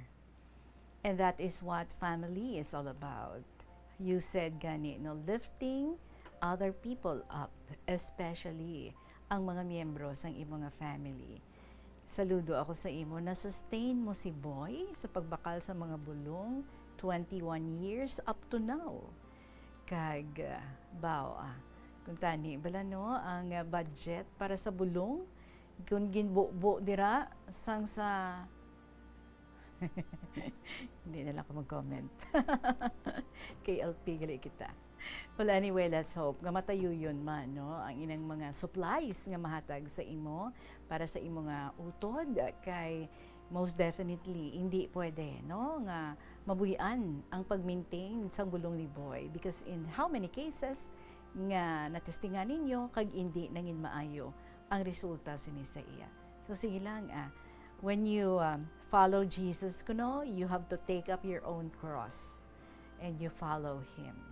Why balikid kaya mo yan. See, na-sustain mo for more than 21 years kag that means gina-sustain ka man ni Lord sa mga kinahanglanon mo because He knows nga ang ginahatag niya sa imong mga blessings may ginakadtuan gid nga maayo. So again, continue to be a strong pillar sa inyong family, kag continue to be an angel sa imo utod nga si Boy. Maraming salamat sa liwat, Crying Mother sang Sugarlandia of Iloilo. 49 minutes after 2 o'clock. Magabalikan kay LP pagkatapos ng pila ka ng importante nga mga pahibalo. The Farmer's Bazaar, your traditional public market with the touch of Plazuela Dos, ang isa ka lugar nga gintukod sa tion kag sa kasagsagan sa COVID-19 pandemic nga may tinutuyo nga maghatag sa imo sang safe marketing experience. Subong nga ang COVID-19 hindi na gid man dako nga pamahog kag nagapakadto na kita sa next normal. Rest assured nga ang Farmer's Bazaar will further evolve agud yung magpadayon sa paghatag sa inyo sing satisfying marketing experience. The Farmer's Bazaar. Sa lower level, tara na pahamtang ang fish, poultry, kag meat section para naman sa inyo mga kinahanglanon nga prutas, utang kag iban pa, magbisita sa upper level, pinaagi sa paggamit sa hagdanan o kon sa pagkadto direkta sa parking lot. The Farmer's Bazaar, your traditional public market with the touch of Plazuela Dos. Sa dalan, yari mga tips nga dapat tandaan sa tion nga nagamaneho. Una, likawan ang masaming nga pagsaylo sang linya. Ang swerving o kon pagsaylo sang lane sa isa ka delikado nga maneuver nga masami ginatunaan sang bunggo anay. Kung himuon ini, siguraduhon nga may bastante ang oras kag espasyo. Ikaduha, i-check ang blind spots. I-check ang mirrors kung clear ang alagyan. Magbalikid o kung maglantaw sa nagaagi sa iban nga anggulo agud makasigurado nga maathag ang alagyan. Ang responsable nga driver ang masaming nga handa sa anuman nga aksidente. Kabahin na sang pagkaresponsable ang pagkuha sa nga insurance agud masigurado nga may peace of mind sa dalan. Ini nga pahanumdom ang ginadulong sa imo sang the #1 and most trusted radio network in the country, Bombo Radio Philippines. Basta Radio Bombo! Tanan kita mayara sang mabulig agud pakibatuan ang climate change. Magamit sang bag nga pwede magamit sang liwat-liwat agud mabuhinan ang plastic bag nga ginahaboy. Bangod dinhi nagatugas ang greenhouse gases. Ikaduha, hindi masumi magamit sang computer. Kung 4 ka oras lamang sa isa ka adlaw ang imo nga paggamit sang computer, makabuhin ka na sang carbon dioxide emission nga 83%. Ikatatlo, kung malapit man lang imo nga kaladuan, mas maayo nga maglakat o kung magsakay na lang sa bike. Magluwas sa makakinot ka na, mabuhinan pang polusyon nga nagatugas ang climate change. May kilala ka bala nga mga bata nga mahilig sa video games? Nagausik bala ini sang inoras sa paghampang sang iya ginakaadikan nga games. Isa ka pagtuon sang American Academy of Pediatrics ang nagapahayag ngang sobra-sobra o Balik kita diri sa kahapon lamang program kag pwede pa para sa sulat ni Ningni sang Lambunaw. Dear Tita Regine. Good day sa tanan nga katapos sa sing estasyon, especially sa imo tita. Hindi ko gid pagkalimtaon katamyaw ang akon nga hindi ko gid pagkalimtan katamyaw ang akon kabataan umagad mga apo kay gaka-envious gaka-envious gid sila sa akon mga in-laws kag sa akon hinablos nga nagaupod sa akon gatatap kay Jen kag sa akon mga balayi. Nangin maukod sila pamati isang imong programa halin sang ako imo gin-interview. Ginhinago ko gidaad ang akon palayaw pero duro nakakita sa akon. Titaway ka man gaugtas ang akon penmanship, dugangan pa sa mga ballpen, sign pen, nga do hindi mag-agi. Well, July 3 at 3 o'clock, tapos imo program, kay gusto ko nga magsulat pa, so, pero kay kalusaw gid ka mga agi sang ballpen, kaduro gid ka tambay nga ballpen, pero parehas gid nga mga malusaw. Sa umpisa, daw ay o hindi ako kamaan kung ano isulat ko sa imo, pay kun ka umpisa na, naga-out of space man. Kita mayad gali kung ikaw ginahikayan, ginalibak, kung waay ka gariak, hipos kag magpray. Lord, kabay pa malampuwasan namon. Kay ti nasulat ko na nga pigado ang amon pangabuhi. Duro pa mga bata. May katupad kami nga ginalibak na ako sadto kay nag-uso nga daan ang bestida, blouse, short, pajama, nga putos na ula kaharina, ang tela nga may dako nga ngaran nga san. Hashtag hani ang maestra gasuksok terno nga blouse kag palda magsimba. Di nag-irog man ako kag magpatabas, duster kag pajama. Tana pakialam kaamon kaingod nga kada adlaw ko no amo lang daa akon bayo. Ti sinabat kay isa ka lalaki nga kato gatimbang sa amon kun ano ang obra sa uma ni Toto. Sinabat na nga, kung kamo, man siguro may grastuhan, parehos ka anda. Pero waay it minagauntat ka mga bata da. Kami nakaluyan, pero anda waay it may nakatapos. Pahambog na pa. Do attorney kuno bata na mamisti. Pero bisan anhon mo galit tita ka bisti, kun utok mo blanco waay gid. Amo lang daya, ginasulit-sulit ko sa kabataan ko. Sa nag-eskwela pasanda, nga don't you know that knowledge is the key to success? And it's true, tita. No? Tulad, ang agot ko, do hindi mamanan ng electrical engineer, kay ga shorts, ga chinelas, magpa-check up ako sa ospital, kibot lang ako, tita. Friend sanda ni isa ka doktor, hasta natagaan pa kami free nga sample. Sang una, sa isa kami ka hospital, nagpa-check up, tingala ako, bag-o lang kami kaabot, amon na, kay gali, ginpangilala na, secretary ni Doc, kay ka-batch niya, sa university nga gin-eskwelahan niya. Believe ako sa iya, tita. Sa blood bank, tita, kay antes tumapatay si Papa na 22 bags kadugo.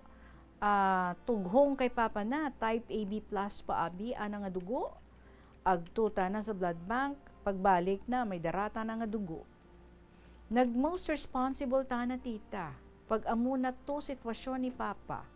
Ti siguro nakapoy na gid ang the father, kag sang pagpatawag sa amon, naging family meeting kami, ti man-ana to namon ang sitwasyon.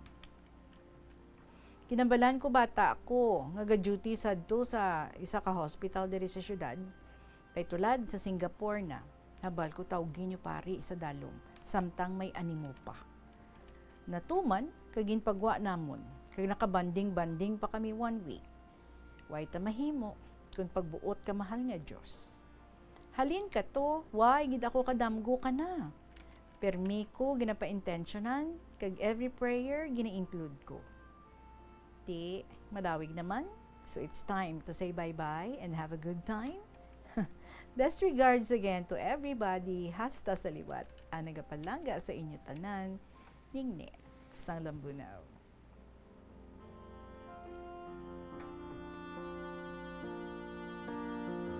Ningne, problema mo imo ballpen, hambalon mo ang ginasugo mo, magbakal ballpen.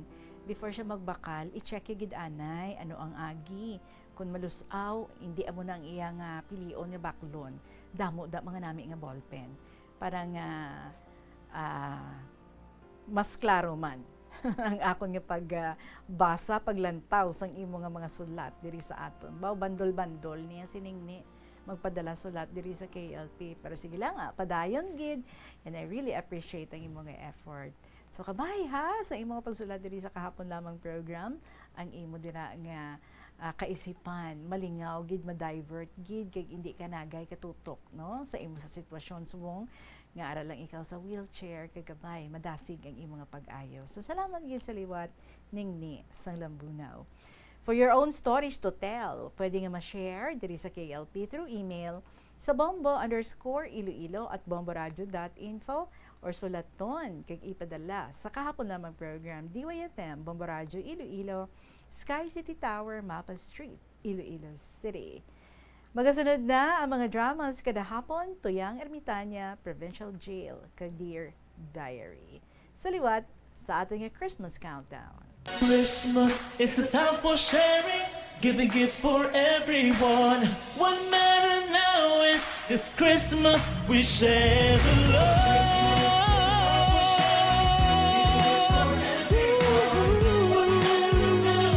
This Christmas we share the love. Sa liwat mga kabombo, 83 diyas na lang.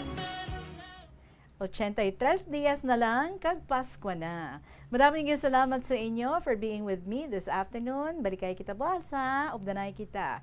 Hopefully, kaupod naton si Lola Iki, ang aton nga pag-interviewhon, nga aton nga winner last week. Kag bantay gid, sa mga nagpadala sa ilang makasaysayan, nga ginbasa naton this week, mag-announce kita sa aton nga winner, buwas sa hapon. Maraming salamat sa inyo. Sa gihapon, ininyo alagad si Tita Regine para sa kahapon lamang program. Good afternoon and God bless.